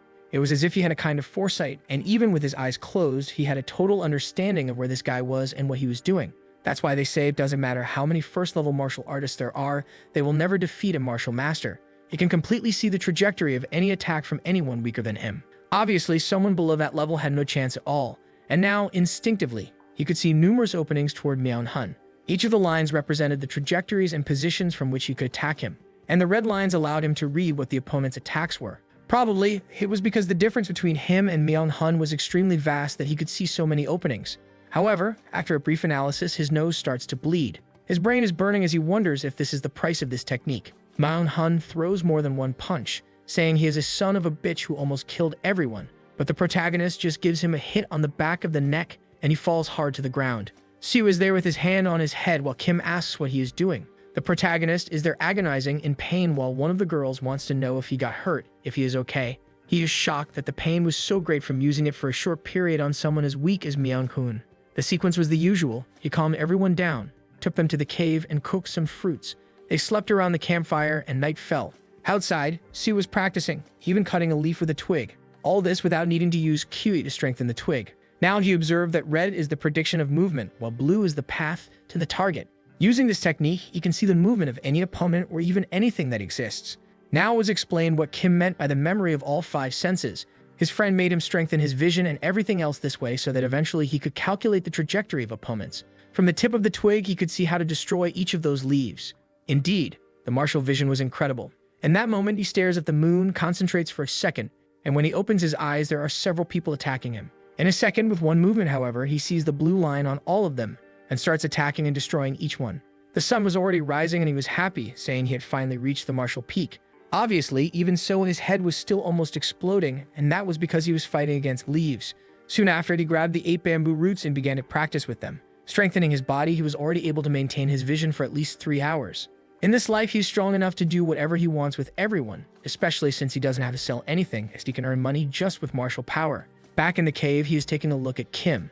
This guy went through 6 volumes of everything he had found for him, and he even managed to see the final teachings before he died. This was all the knowledge he had to pass on to Kim. For sure, Kim Myung-hoon in this life would surpass the one in the next, which also means that what Kim will teach him this time will be even further from what he imagines. He has no idea how he will reach the next stage. However, unlike his co-workers, there's nothing he can do but train endlessly, keep practicing the vision technique and get his mind used to it. The first goal of this life was to feel no pain when using this technique and finally reach the level of the 3 flowers. That's the level Kim usually reaches in 3 years of training, right? My God, what an unfair life. The protagonist, however, says that he will finally live like someone at the pinnacle of the martial world. The next morning arrived, and as always, the fox, who is the master of the forest, came in this life to collect her price. Seo stretches out his arm, and at that moment, he becomes curious.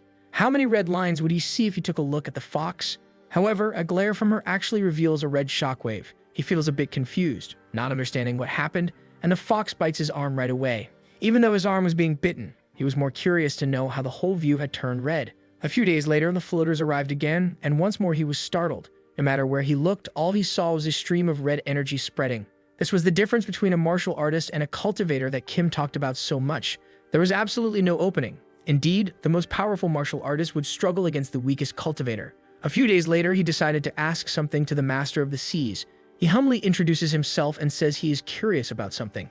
Huil wants to know what it is, and the protagonist tells him about what he saw, about a strange sphere of red energy around the guys who came before him. Huil explains that those men possess a kind of consciousness. Some even said it was something like divine power. The simple explanation is that while a mortal's consciousness is trapped in their head, a cultivator's can engulf the surrounding area. And he leaves saying that as a spiritual being, he also has this ability and tells the boy that his curiosity should be satisfied. As they were speaking in the local language, Kim, who hadn't learned anything, was completely confused. Shortly after Huil left, the old hunchback appeared, took the girl, and expelled them once again. But strangely, this time they fell into the water. Seo was twisting his shirt, wondering why this time was completely different. Kim comes out of the water all twisted, wanting to know where they are, to which Seo only replies that it's a completely different place. Looking around, he knows this is Yangbo Lake and the city of Xiangho should be nearby. Kim wants to know what they will do, where they will find people. They need to find at least a base there, something like that to seek direction. In that, the protagonist tells him to take a look over at the corner on the other side of the lake.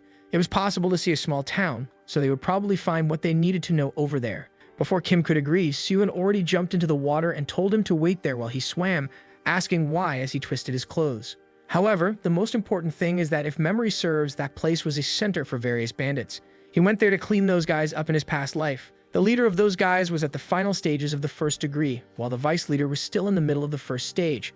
The rest of the crew was all small fry, but there were many, so he poisoned his sword to deal with it easily. in that one of the bandits is looking to the side, asking what the hell that is. There was a kid suddenly coming out of the water. The protagonist keeps advancing while the guy tells him to stay still if he doesn't want to die. However, before Seo could do anything, the kid already came at him swinging a club. The protagonist, however, advances, hitting the guy in the chest with his shoulder, sending him straight to the ground. In that moment, he grabs the guy's weapon and points it at the other, telling him it's best to say how many people he has killed. The thug says he's a son of a bitch and warns that he has killed 50. Just as he's about to finish speaking, the Seo has already cut off his head. The guys are all scared, grinding their teeth, while the protagonist says that from now on, anyone who has killed a person should come at him. In another part of the bandits' base, some women serve something to the guys. The guys are all telling the women to obey, when suddenly one of them stops and asks what commotion is happening outside. Suddenly, the door opens and Seo is holding someone's head. At that, the boss, without leaving his throne, just says there's a little rat in the base and everyone should draw their weapons. Seo then simply states that in this room he won't ask anything since everyone will die. Shortly after, the entire base is covered in bodies and the boss is lying on the ground begging for mercy. Seo, however, only wants to know how long he has been there. The boss says he arrived 15 minutes ago, and Seo thinks that in his past life, it took him an entire day. He had to set the place on fire, use poison, and it was extremely difficult, but now he managed to end everything with a branch and in 15 minutes. The boss tells him to wait, saying he can show where there is treasure, but the protagonist just cuts off his head, saying he already knows very well, especially since he has done this before. Then he opens some cages, and everyone who was trapped in that place is freed and thanks him for avenging the bandits. One in front humbly asks him to reveal what his title is in this martial world. They would ensure that one day they would repay this debt. Seo stands there thinking about this, what is the title? And then says the usual one, the spirit of infinite struggle. And the title is fitting, you see, because the boy fell into the water, swam out, and finished off the bandits. With that, the protagonist went with director Kim to the city of Chango, bought identification plates, and also a house for both of them with the bandits' money. After that, he has always taught martial arts and writing to Kim. 2 months later, he was reaching the level of the 3 petals. Seo realizes that the more he learns, the faster Kim is also able to evolve. As always, watching that made him want to give up, but he has felt that way forever. For him, it takes a lifetime to reach the martial peak, while Kim simply skips all the stages and reaches the pinnacle. The protagonist congratulates his friend, saying it's amazing that he reached this level even before understanding how to read properly. Kim says he is also surprised to think he had such good martial talent. Seo is now thoughtful. He's never had a real duel with Kim at the moment he reaches the level of the 3 flowers, because this guy is always trying to teach more than to truly duel. But how would a duel be now? Him who has reached the martial peak, or Kim who has just reached the level of the 3 flowers? In that moment, he offers a duel to his friend, who says it sounds good, maybe now he has a chance to beat the kid. Back in a forest, the protagonist makes a cut that tears the entire ground. What matters is that from mid-air, he sends a sequence of attacks from the peak of the mountain dragon, and the red lines appear. The protagonist can see that the better Kim gets, the fewer blue lines he has and the more red ones appear. He needed to keep dodging, but at this pace, he would never create an opening. And for some strange reason, a strange desire to win began to burn in his heart. At that moment, he understands that this time is the last chance he will have to beat Kim in this reincarnation. This guy will continue to evolve at a frightening speed, and the next time they face each other, he won't even be able to dream of beating him. The protagonist is thrown back, knowing that at this moment, when he has just reached the 3 petals, it is the only moment he can win in this life, so he decides it's time to go all out. He pulls some things from his fingers and sends them in his direction, and Kim is surprised but manages to defend himself. The protagonist realizes that at least he interrupted the rhythm of the guy's movements and decides to show that he is ahead in combat experience. The sword is plunged into the ground and he unleashes a devastating barrage. Kim, seeing this, smiles and says he will have to show him the power of the 3 flowers stage. At that moment, the protagonist felt that some danger was approaching. Then Kim throws the sword up, activating a blade key, and sends a slash towards Seo. He knew he would be torn in half if he tried to confront that attack. However, the mountain destruction technique he learned was taught by Kim himself, but Kim had already reached the level of 5 conversions. Then he unleashes the Echo Valley, and an explosion sweeps through the forest. Amid all the smoke, you can see the little bald hairs floating, and he says that the kid is truly amazing. The protagonist, however, is shocked that this bastard actually withstood his attack. Then the blade falls to the ground, and he says he gives up. It's Kim who gives up, saying that his weapon broke. He really was a disgrace as a martial artist. He has to admit, Seo was very experienced. The protagonist, however, tells him not to worry. He will never be able to defeat him again. And with that, he just accepts the reality of his life. With today's fight, it marks the last day. He will be stronger than Kim until the next life. Wow, that's really harsh, right? He just reincarnated man. He already knows that soon his friend will be unreachable. Back at home, the protagonist says that since his friend reached the peak of the 3 flowers, he prepared a gift. Kim responds that the duel was already an incredible gift, but Siu brings a bunch of books, saying these are the writings of someone who got close to cultivation and exceeded martial arts. He bought them from an old man in the city who said that to reach this level, a person must have at least 3 flowers. The protagonist read a bit, but unfortunately, he couldn't understand anything, so he will leave it in his friend's hands. Kim thanks him, saying that if that's the case, he will definitely dedicate himself. After learning to read, Kim began to focus on these studies. 4 months later, Siu enters excitedly, saying he brought some money and managed to hunt a good guy today. However, strangely, the books were lying on the floor open. Siu is a bit confused because he couldn't feel his friend's presence, who suddenly appears out of thin air, startling the protagonist. The friend explains that he learned the techniques in those writings, the so-called powers that exceed martial arts. He is impressed that Siu also couldn't locate him. These martial arts were truly incredible. The protagonist, however, is scared. He remembers that strange technique from when Kim used to visit him, but normally he only showed that ability when he reached the power of the 5 energies converging at the center. But how is he already using this if only a year has passed since the regression? And then Kim says that if a martial master like Siu couldn't perceive him, he could probably kill anyone. Siu, it's tough for the kid indeed. Even knowing this would happen, that Kim would continue to evolve, talent was something hard to accept. Then, Kim says he is determined to travel the lands for combat experience and invites Siu to go along. The protagonist, however, says he's not really interested. He believes he should focus on stabilizing his understanding of the martial peak. Kim ponders and says it makes sense, especially since he is still learning to use the blade line. The protagonist angrily says yes, and besides that, he's interested in the imperial regime. He wants a position in the government, and maybe the time will come when he can help Kim.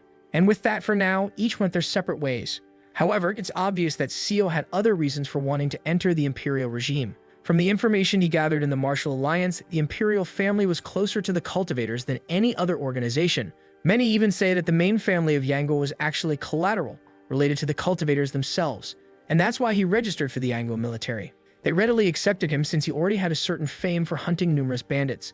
With the power he had already developed, he easily became a general. With that, he applied to become Imperial Guard and passed easily. He's all in black with swag sly one. And all of this he achieved with just 5 years of regression. In this, a guy says that his job is to put his life on the line to protect the majesty. And a martial artist at his peak could definitely do that. Siu pounds his chest and says he can count on him. And with that, he starts to become part of the shadow guards of the Imperial Palace. He was already placed in position as soon as he learned the techniques to hide his breath and the espionage techniques. And on the day he met the Emperor, he discovered something truly surprising. The Emperor of that place was a cultivator. He has a crazy look. This becomes instantly obvious because he had the awareness of a cultivator.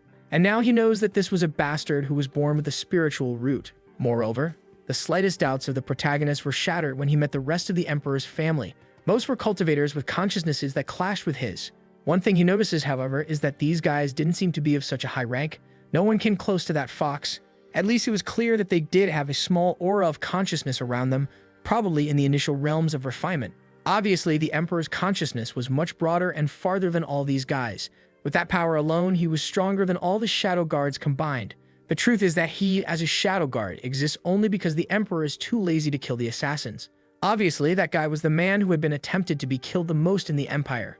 People had been trying to kill him every night, and here's our protagonist tearing another one in half. At least it was good that he was gaining a bit of experience. And so, 5 years passed with him serving the Empire as part of the Shadow Group. In the meantime, Kim became the leader of the Martial Alliance, and he now is a member of the Shadows. Couldn't find a person who was the leader of the Alliance.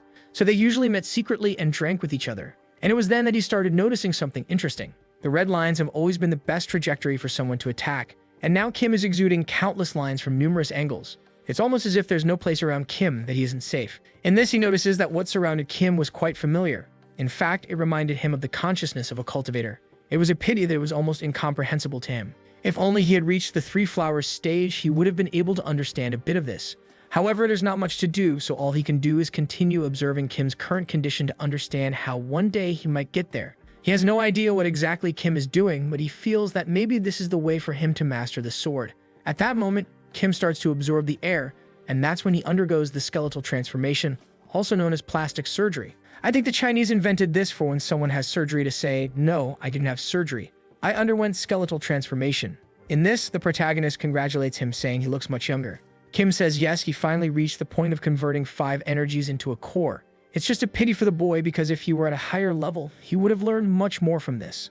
The protagonist agrees, saying he thought the same thing, but it's his fault for having such mediocre skills.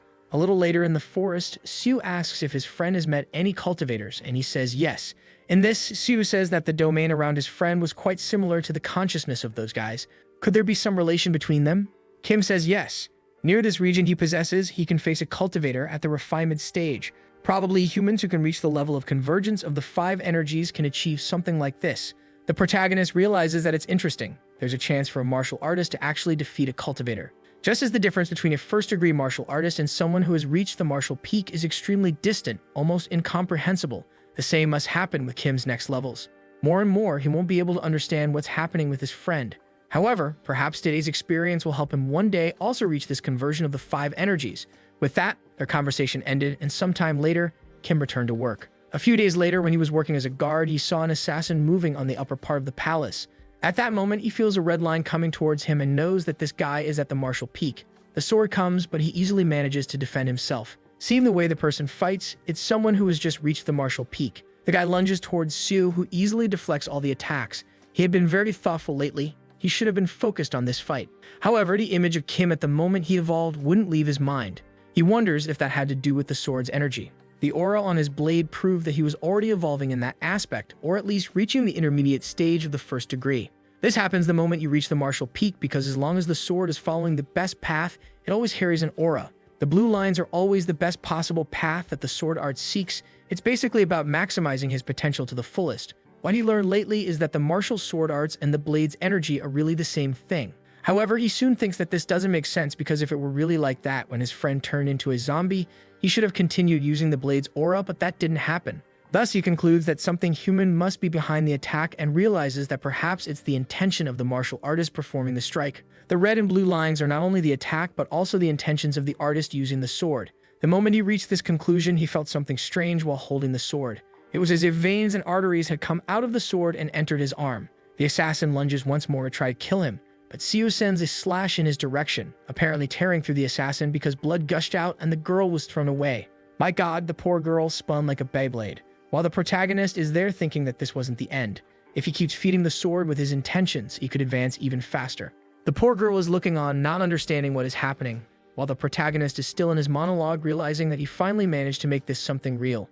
After 10 years practicing as a master at the martial peak, he finally learned the silk of the sword or the line of the sword. And with that, he had reached the intermediate levels of the peak. The girl remains fallen on the ground while he approaches slowly and notices a familiar face. She was one of the maids who had recently been hired. He comments that her reaching the martial peak at such a young age was impressive. If she had survived, she might have had enough talent to reach the 3 flowers. The girl, however, from the ground asks if he is the so-called infinite fighting spirit. The protagonist is confused because she knew that name. 10 years ago, when he saved those guys, he gave that title. However, in the city of Yangon, they call him the monster of infinite fighting. Then the girl says that her brother is much more talented than she was. However, it was all the damned emperor's fault. Kin only replies that appealing to emotions won't do any good.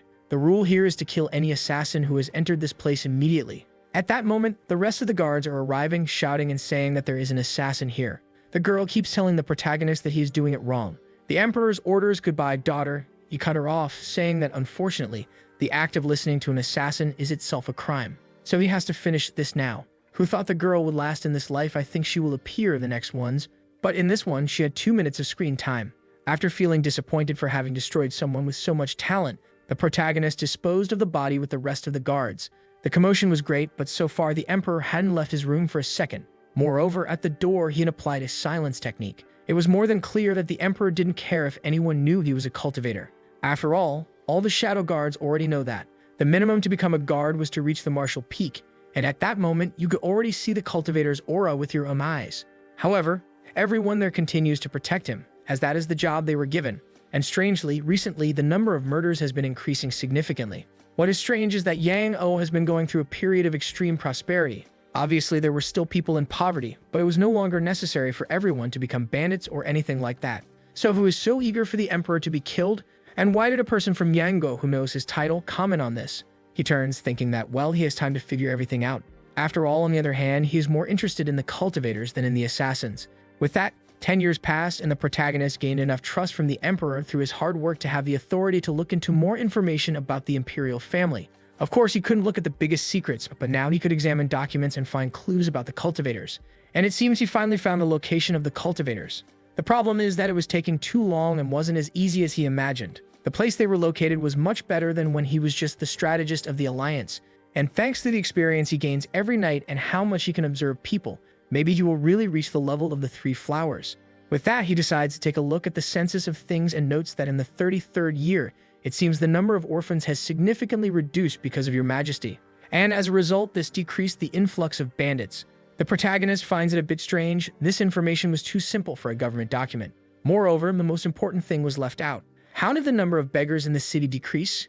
Did they all starve and die? However, if so many people had really died at the same time, he would have known in his past life. And it doesn't mention anything about them having escaped poverty or about the emperor helping them find a better way to earn money. It only says they disappeared.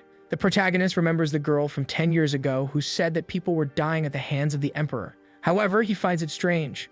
The current emperor wasn't a bad guy in terms of ability. He wasn't the best leader of all, but at least he was average. So where did all these erased people go?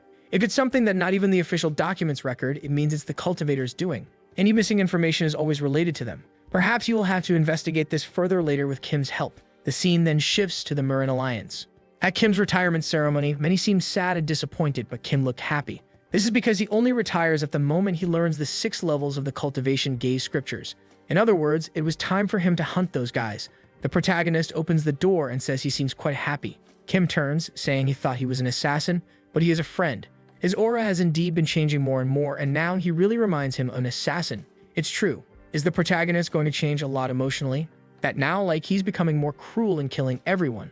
I saw on the cover of this story, there's a picture of him all in black, all badass. So you know, with that, the protagonist tells Kim everything about the information he gathered while working for the government. It is clearly a spy from those guys. Since it involved the cultivators, it was obvious that Kim was very interested. Sue warned that he would cover all the regions where the cultivators reside and ask Kim to gather information. And with that together, they began to try to understand more about the cultivators. One night, sometime later, one of the soldiers reports that the north gate is secure. Sue noticed that lately the frequency of assassins has decreased. It also wasn't possible for the enemies to send artists to the Marshall Peak constantly like this. However, in the memory he thinks this, there is a fire happening in front of him and a guy burning. Someone warned that the assassins had arrived and were at the east gate. A guy comes holding a talisman, asking if everyone there is at the Marshall Peak. And the guy says that this vision technique is a disgrace because it prevents him from arriving secretly. The worst that Seo imagined happened. This time they sent a cultivator as an assassin. The white-haired uncle in front told everyone to prepare, while the talisman guy says it's funny that they think they have any chance of defeating him. They might think they have some chance against someone at the first stage, but he was already at the second. With that, the aura begins to spread along with the talismans burning, and he says that today he was going to kill everyone there, and kill those bastards who are from his secondary family of the Mekli clan. With that, everyone starts to burn in the hall, agonizing while the guy laughs. However, amidst the flames, look who is there. The cultivator was impressed that he survived this attack. I say that for a filthy insect, his gaze is quite arrogant for someone who only blocked an attack, nothing more. Things are getting intense. However, the next chapter begins with a sword breaking. Actually, it's a guy launching an attack and realizing there's a barrier around the palace and no one can enter. The talisman is blocking everything, meaning they already know it's some cultivator this time. They would need more troops. Inside, everyone is on the ground, agonizing while the explosion is happening back and forth. Seo is in a rush, cutting everywhere, saying he can't stop for even a second. He needed to evolve his sword from Silk Blade to Strengthening K. The talisman guy, however, is just laughing, asking how many times he will have to repeat it. It's impossible for him to break this barrier with the power he possesses. Seo's attack hits the barrier hard while the guy laughs. However, the energies begin to clash and the barrier starts to crack. With that, he managed to bend the barrier and push the guy back. The problem for Seo is that he is trying to maintain this technique activated, of which he barely has any idea of its use, and in the same second, he is thrown far away. Before the guys could do anything, the talisman dude advances and kicks him in the middle of the back, wanting to know how an inferior creature had the courage to cut him like that. He wanted to play with the kid before killing the rest of the bastards in this place, but he changed his mind. He will impale him on spikes until he is completely unrecognizable. The rest of the friends try to get up calling for the vice leader. They advance in the attack, but they are all pierced as well. And the guy just turns around and warns that no one should interrupt him at this moment. They were all insects that had no chance of winning, so it was good for them to realize that their fate would end under his foot. The guys obviously want to advance, but all hesitating. I don't blame the poor souls either. It's certain death. While Seo is on the ground, he realizes he's screwed this time. His whole body inside is destroyed. The talisman guy, however, crushes his hand, asking if he is still alive. He wants to know how long this insect will hold on. Seo just thinks that he really wasn't different from an insect. The talent he has, the skills he possesses, and the life he leads.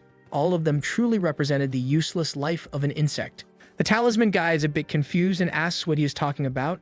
Is he asking to be left alive? However, Siu is there thinking that he is trained for ages and everything he has lived through hasn't disappeared. He begins to raise his hand, all destroyed, while thinking that he realized at the moment this guy used hiding techniques.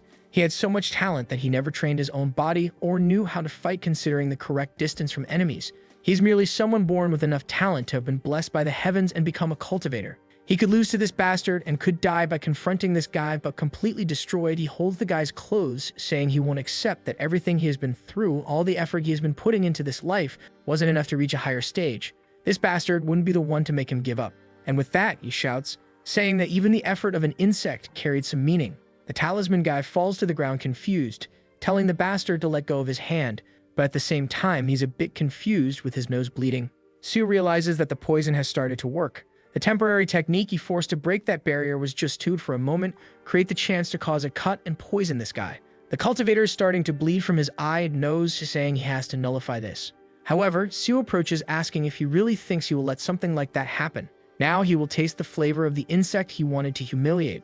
With that, he covers the guy's mouth because most detoxification powers needed enchantments. He grabs his hand to prevent the guy from using any kind of seal to nullify the poison. And in that, he tells the bastard to try to do something. Meanwhile, the rest of the people around urge him to help Siu, while outside the talisman starts to break and people begin to invade the castle. Shortly after, the protagonist is being taken away, saying that the bastard called him an insect, but he didn't die much differently than one. Wow. The protagonist killed a cultivator. Talk about a goat. I didn't see that coming. Damn, he already killed the first one. Now I'm eager to see how this will affect his life. In the next chapter, he sees a lot of smoke in front of him. He wakes up next to the doctor, asking if it's right to smoke around a patient, who replies that tobacco is an extremely healthy herb and would improve his health. For some reason, I thought he would wake up next to a hot female doctor because every work is like that, but no, this is real life. He woke up next to the old man, and that's what he got, and he wonders why this bastard thinks tobacco is good for him. That's when he remembers its ancient times. Then the guy says that His Majesty sent an imperial doctor for him, so he should be grateful for all this generosity. Right away, Siu notices that his body really felt light. This guy was extremely skilled, and he wanted to learn all the methods. Then the guy says that the person who healed him warned that his arm would recover, but it would never be the same as before. He still needed to rest a lot, so it was best not to overexert himself. The protagonist remembers that the cultivator completely crushed his arm. Obviously, he wouldn't come out unscathed, and he responds that he's already happy that he can use this in some way. Observing a blue box, the guy also says that the emperor was impressed with the boy's willpower and gave him a reward. Unfortunately, the emperor himself cannot give anything to the shadow soldiers, so it's kind of this guy who will deliver it to him. Then the guy makes a speech saying that in the name of His Majesty, the vice guard of the shadow leaders, Siu risked his life to defend his throne and is therefore received with a void pill. Upon opening it, he sees a strange red pill, and the guy says that it seems to be an essential key to building a person's K. Something about the stages of refinement before cultivation, however, the old man has no idea what that means exactly. Siu, observing, knows that it is a pill made from the remnants of a true K-building pill. Back when he worked as a doctor, he also made some elixirs. And every time an elixir is made, there are some remnants that can be used to make something slightly inferior. Basically, the essence of that item had already been lost. Wow, and the protagonist realizes that the emperor probably doesn't think most people have this knowledge.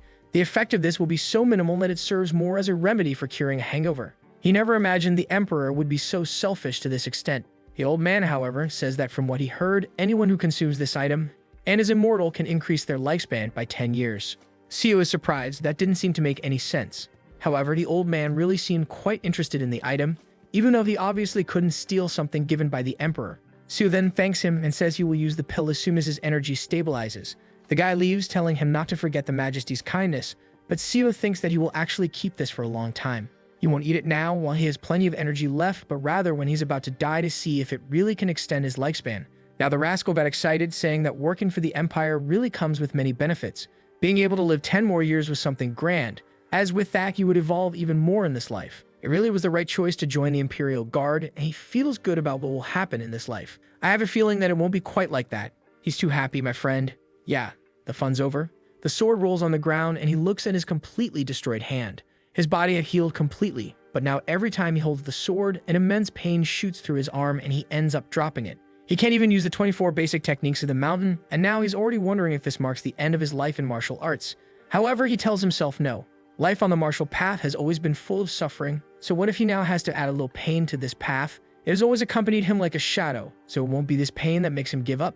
In fact, he will use this opportunity to further enhance his prowess, and with that, 10 years have passed, 30 in total of this regression. He has gotten used to using the sword, and his ability to control the silk of the blade has also improved. Moreover, he is becoming increasingly skilled at using hidden weapons, as he works as a shadow. Additionally, Kim has recently been sending some letters warning that the secret of the cultivators was about to be discovered. These guys live in places hidden from the rest of the world, with barriers that make the locations where they are completely invisible and inaccessible. The weaker cultivators do create mansions among mortals, but the truly powerful lie behind those barriers. It is said that there are certain normal humans who live with the cultivators. This is because these guys obviously need slaves and servants to do everything they want. And according to what Kim has been studying, it seems that those responsible for sending assassins to kill the emperor are all from the cultivator clan. They recruit mortals within their domain and train them to become peak assassins.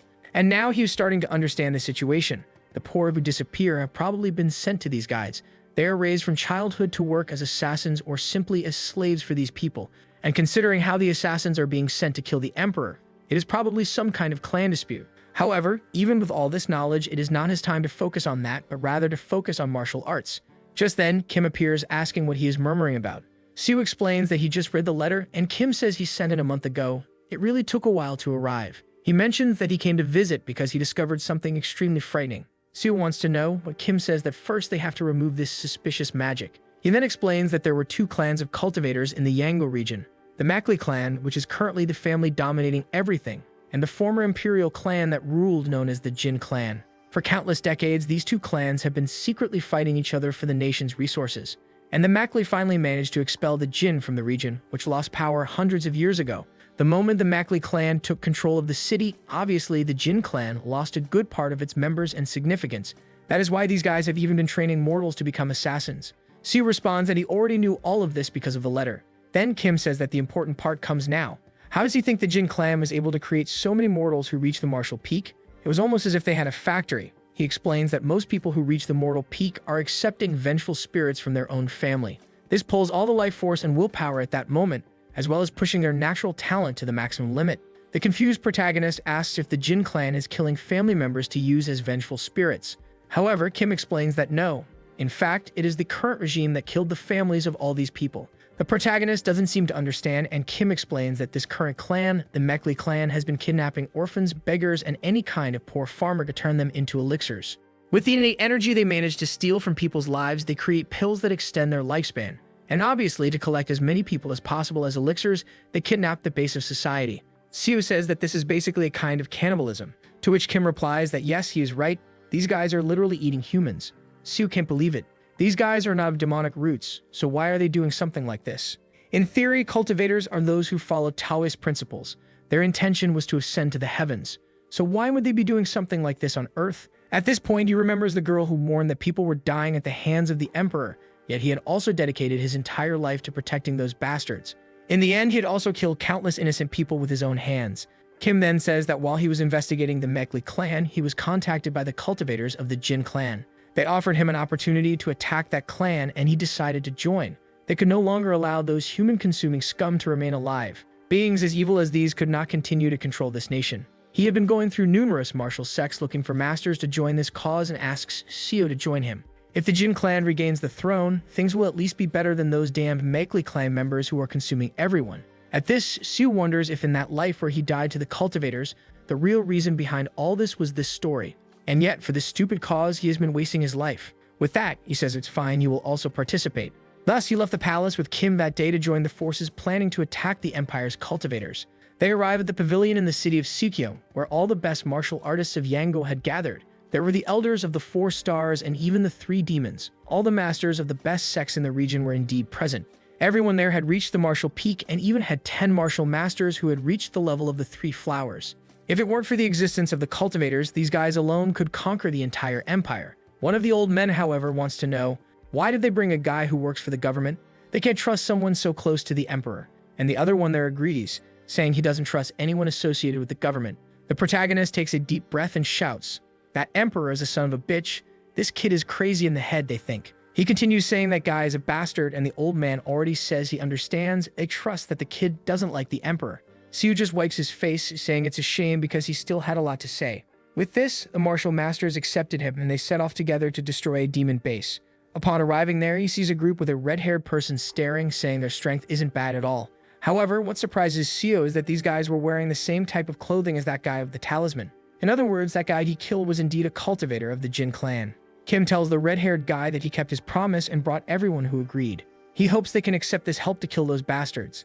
The man only replies that yes, everyone should prepare to leave. At this, Seo asks where Kim is going, who asks him to follow. They then arrive in front of a cemetery full of bodies.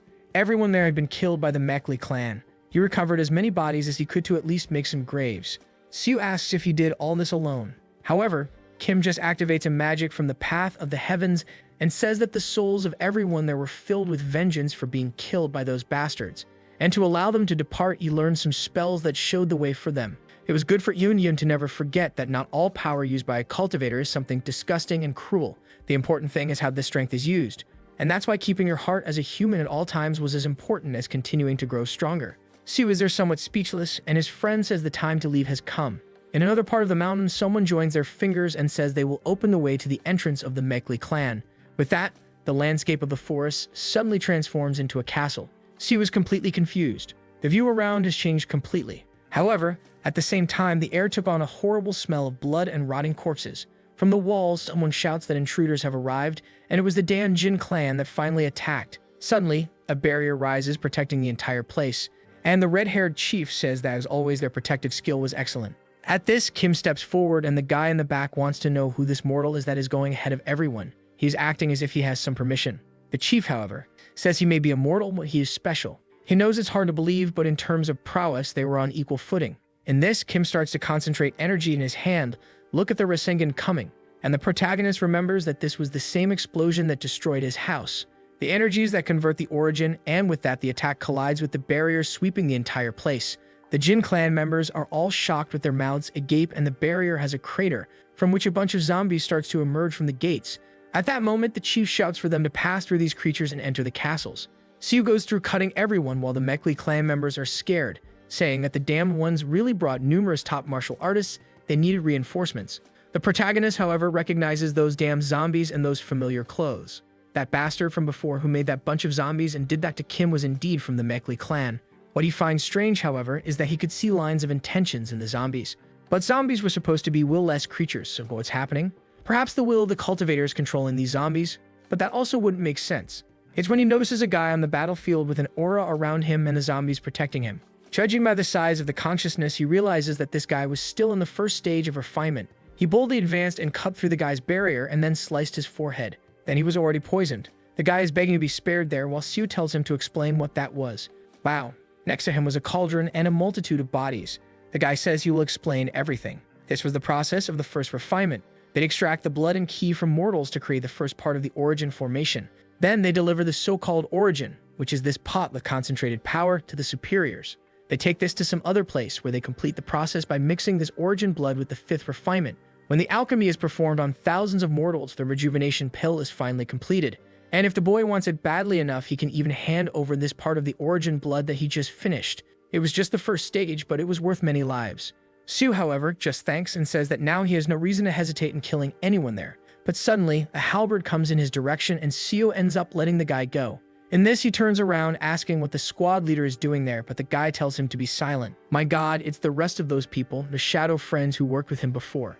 And the man tells him to be silent, saying he doesn't talk to traitors. An explosion happens in the house and Seo asks, "Are you calling me a traitor, squad leader? Do you even know what the Imperial family has been doing?" The chief advances, saying he knows and orders a strike, but Seo manages to dodge. In that moment, he asks, "If you know, how do you have the courage to swear loyalty to them? What kind of human would do something like that?" The man continues attacking, saying, "We are the arms and legs of the Emperor. We don't think for ourselves, we simply move according to his will." Seo replies that the man is an idiot. To the Emperor, they were nothing more than common people and were nothing but cattle. But then the chief kicks him in the stomach and pushes him away. Seo realizes, this bastard's skills have improved even more. He was about to reach the peak of the three flowers. And then the chief asks, "Do you think your side is different? Tell me, what is the big difference with this Jin clan you joined?" Seo is about to say something, but the man interrupts, saying no, they are also ascetics. They also see common people as insects. The scale of importance they give to humans is exactly the same, even if the methods are different. In the end, they would also grind the Empire's citizens to get what they wanted. and maybe they would even prove to be worse than those currently in power. Wow, but then I have to disagree. How could it be worse than someone who kills everyone, thousands of citizens, just to throw them into a cauldron and make pills? And at that moment, Siu sees a sequence of red lines coming towards him and realizes he won't be able to block. However, in the middle of the man's body, he now sees a strange purple color. What was that glow? The chief then says it doesn't matter if the side is better or worse. He will choose to remain loyal to the side he belongs to. He then attacks with the halberd while Siu prepares. He sees the strengthening key and knows this man wants to end it with the next attack. Seeing that this is the man's conviction, he uses the technique of the mountain cut of the echoing veil. The energy expands, cutting through the entire battlefield, and the old man is frightened. Siu stands still, saying he will honor this determination of his opponent. Unfortunately, however, he only has one technique that can block this strengthened K. The problem is that he can't control the power well. Bao, he said he can't control it, but he destroyed the old man's arm, who suddenly starts praising, saying, "No matter how many times I see your swordsmanship, Siu, it remains incredible." Suddenly, he gave a compliment, and our protagonist approaches, saying, "My technique is far from refined. I'm just an ordinary person." The old man, however, falls to the ground. The man wants to praise, and Siu will have to accept it. Far from being refined, Siu, that technique you use is amazing. It's about to reach the awakening of the three flowers. It was the most wonderful form I've ever seen. My whole life, I've been seeking martial awakening to reach the level of the three flowers. However, when I finally saw the peak, I realized it was nothing more than a low level for any ascetic. That's when I realized that what I've been practicing my whole life would never come close to the cultivators. I learned that I was devoted my entire life for nothing. So I kept searching for a path to justify it until now. The old man falls to the ground, saying it's just a pity they carry different destinies. Wow, not even girlfriends praise as much as this old man. It's a shame he's been on the wrong side his whole life and won't change now in his last moments. Or maybe not. We have to see what the Jin family's objective is. Siu is silent, fixing away, and then says, "Why didn't you interfere in this fight?" Surrounded on all sides, he wants to know. After all, if they had interfered, the squad leader would have survived. He would be the one lying on the ground. One of the men replies, "That was the squad leader's request. Vice leader, he said that if we used everyone, you would use poisoned weapons. And what he wanted was a duel of pure martial strength." Siu finds it strange that they still call him vice leader, and the men put their swords to their chests, saying that once a commander, always a commander, and once they swore loyalty to the majesty, it remains eternal. Siu replies, "It seems you intend to maintain this loyalty to the emperor." He says and apologizes, stating that if that's the case, you will have to kill everyone present. He speaks with an air of superiority in the style of Sung Jin-woo. Meanwhile, in the city, explosions are happening everywhere, men being thrown away, and Young Hoon commanding everyone to advance, warning that they need to destroy the Mekli clan's refining furnace. The team continues to push forward, Talisma receiving a lick on the neck. While in the air, there are some men who seem like wizards, everyone with their magical talismans creating a rain of fire. One of the soldiers is wondering, where the hell are the reinforcements? Where's that idiot from that family? Meanwhile, back with Siu, a blade cuts through and another soldier falls. The protagonist, however, is also getting exhausted. One of the soldiers sees the needle in his armor and knows he will be paralyzed. He then asks, "Siu, why did you choose such a difficult path?" In fact, he chose the difficult path because he didn't kill anyone and paralyzed everyone. And the man wants to know, "You could have killed everyone here without getting hurt. So why did you prefer to immobilize us and end up getting hurt?" Siu replies, "Because you still call me vice leader." The man is surprised and then falls face first to the ground, saying that until the end, he was an interesting man. What he wants to know is if he finally managed to reach the three flowers. Siu puts away his sword, saying that, unfortunately, he hasn't reached that level yet. He is just beginning to understand how this works.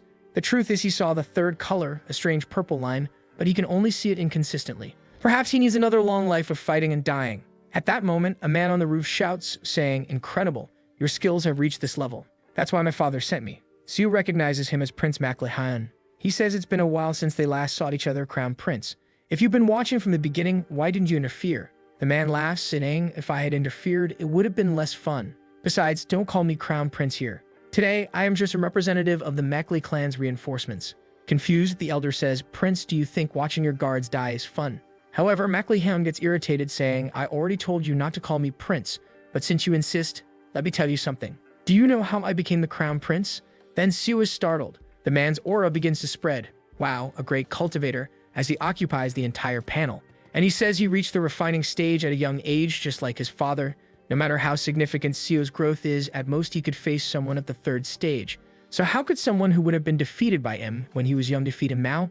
Moreover, it was funny for him to think he needs a guard. Siu realizes this man is strong. Even martial masters who have mastered the three flowers would have to risk their lives to fight against this monster. The problem is that I haven't even reached that level yet. If I fight him, I'm sure I will die. But why does a smile form on my face? The reason is obvious.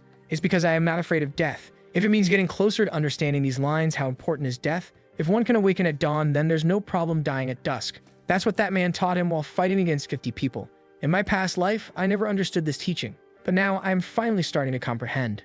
The prince just laughs and says, I can't believe you're advancing with the certainty of death. Vice leader of the squad, you're more of an idiot than I imagined.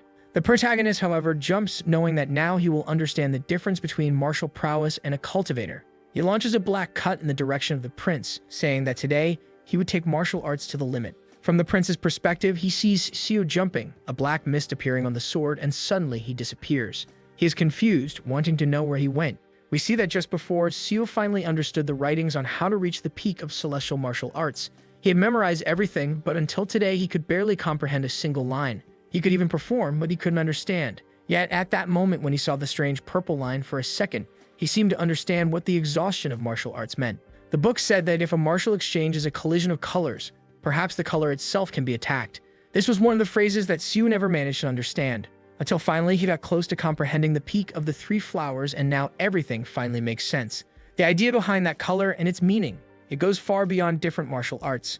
He seems to be cutting the prince's aura of consciousness, and in that he understands that the meaning of this lies in cutting the very perception that an opponent has of you. The prince remains there wondering, where is he? While now, the protagonist understood why he couldn't find Young Hoon. He vanished like a ghost because he could cut the perception that Seo had of him. This was a martial art that allowed a martial artist to stand face to face with a cultivator. This was the technique that had been created to surpass the heavens. In this, the blade is at the prince's neck, but it seems to have collided with an aura. Mackley is confused and wants to know what trick he used, while the protagonist tries to understand why it seemed like he was hitting an armor around the man's body. Suddenly, he is pushed away, exploding on the ground in a movement from the prince, who says that this mediocre trick is fun. But it's over. He was nothing against a true cultivator. A great tornado expands in front of Seo, who knows he has to dodge. Coming out from within it, other blades of wind come flying as he retreats, but everything around is being completely torn apart and destroyed. Seo knows he won't be able to get within an inch because those blades of wind are lethal. Not to mention that even if he manages to get close to the body, he has to know how he will get past that strange defense. At least dodging was easy as long as he stayed out of the zone of comprehension. The problem is that cultivators use spiritual energy, so Seo will become exhausted long before he does. He couldn't take much longer. He had to end this as quickly as possible. He needed to evolve to the peak of the three flowers here and now. The prince's expression changed to confusion. Seeing Seo, he asks, "What do you think you're doing? You look exhausted." Another blade of wind comes flying, but the protagonist activates the mountain cutting technique and slices it in half. The prince is bewildered at how this is possible. Meanwhile, Seo notices that his arm and sword are hurting a lot, but it would be impossible for him to fight while retreating now. In this, another dozen blades come and he activated the greatest technique I have ever seen in my life, or it was a sequence. It was the landscape painting of the joy of mountains and peaks flowing to the summit of the rugged cliff stone. This is no longer a technique, it is literally an entire poem in the midst of battle. And he is there sending one attack after another, saying that he cannot stop. No matter what, his body will end up destroyed like a rag. Mechli, however, remains there like Naruto, sending various jutsus, wanting to know how he has the courage to act like this. Suddenly, a giant mouth emerges amidst the tornado, and the man orders him to die now. Seo at that moment is sure he won't be able to dodge this. His instincts were telling him he would die instantly the moment it touched him. However, at that moment, that didn't worry him at all. He would unconsciously follow the path of the purple line while wondering what purple means. Blue is the line of protection, it originates from him. Red is the line of will, which originates from the enemy's attack. In this, he begins to realize perhaps the purple was both protection and attack, the hatred and the intention to intervene against him. The monster comes forward, now he understands. He always imagined that the opponent saw red, however, from the opponent's perspective, everything is obviously inverted. What is blue to him is red to the enemy, and what is red to him is blue to the enemy. It all came down to a matter of perspective. In the end, all lines had the same color. A martial art cannot be complete by itself. It needs its enemy to make any sense, a level at which he can comprehend a reflection of himself and his opponent. Now he was understanding what the peak of the three flowers was about. By understanding how the enemy sees him, he begins to realize he has been wasting ki in a foolish way. The sword gang was a technique he could barely maintain for a second when he put all his ki into it. And now it is explained. A martial art was not performed solely with one's own strength. The perception of the opponent and the world was what truly completed it. And with that, he activates the mountain-destroying technique, the final form. The cut goes towards the desert lizard, straight into its mouth, and smoke rises in all directions. Meanwhile, the guards who had been paralyzed were watching Seo's fight. Everyone knew the outcome of this battle. His resistance was irrelevant. a common man fighting against a cultivator. A martial artist had no chance against an immortal being. However, the guards could not believe what they were seeing. Su appears with the 3 flowers of the peak awakened. In this, he begins to breathe deeply and realizes all the energy he had wasted was returning to him. Mackley is trying to understand what he thinks he is doing, however. Su just tells the Majesty to prepare. The prince executes another bunch of jutsu, telling him to stop getting excited just because he broke a single spell. He wants to see him get through this. Suddenly, 4 more desert dragons appear. However, at that moment, Su advances. He no longer felt that any of those creatures had the ability to kill him. Now that he reached the level of the 3 flowers, he realized that the peak of transcendence and the martial cut of the mountain were all part of the same martial art. The dragons continue advancing while he now makes a combination of the mountain transcending the peak. He is literally flying in the aura of the tiger, activating the transcendence of the peak of light towards Mackley, who tries to defend himself. He launches another explosion towards Seo, saying that he is a mere mortal and should stop with these ridiculous tricks, dreaming that he could surpass this cyclone. Seo, almost invisible amidst all that, realized this cultivation technique was the concentration of thousands of spinning blades of wind. However, he manages to see something. He activates 2 more techniques, the destruction of the mountain and the painting of the landscape, and now notices that he can defend against those strange blades. Mackley is standing still, not understanding what he is doing, while Seo approaches with his lightsaber, saying that now he understands why he couldn't get through those defensive techniques. However, the key of the sword was completely different, and he lashes out at Mackley's neck. The cultivator bleeds, tries to cover the wound, and launches another explosion forward, but Seo just reflects and stands still, while Mackley, holding his throat, tells him not to come closer. He launches another explosion, a sequence of blades, and tries to flee. Seo, however, is behind him, warning that he won't let him escape today. And wow, he cut him in half completely, only the upper part falls to the ground. And the cultivator doesn't give up, he turns around confused, wanting to know how a mere mortal was capable of doing something like this. He tells him not to come closer. Stop thinking that what you were doing is right. Do you think the Jin clan is very different?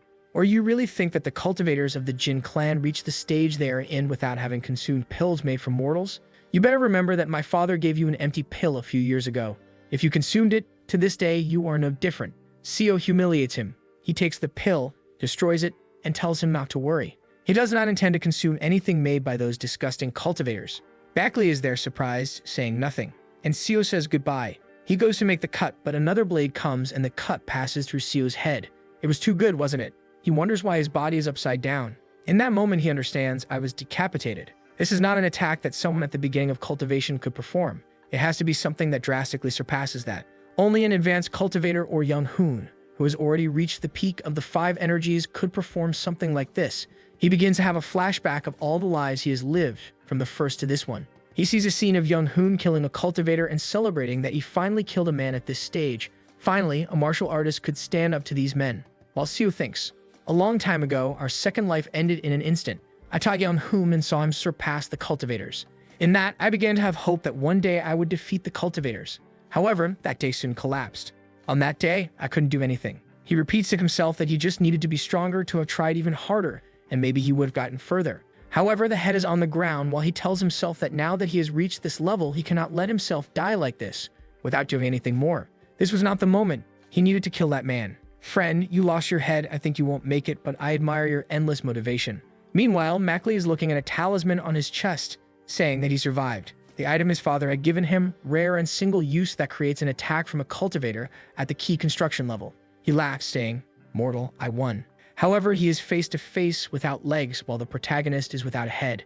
Seo wonders if cultivators really win in the end every time. Young Hoon celebrates that he finally killed the first cultivator. However, it doesn't appear in front of him, saying that there are many others and he is nothing but a mere mortal. Confused, Young Hoon does not understand why there were more than 50 of these men in front of him. In fact, no matter how incomparable he was under the heavens and how strong a martial artist he was who even defeated a cultivator, in the realm of these men, there were countless others at the key construction stage. They say there are more cultivators than stars in the sky.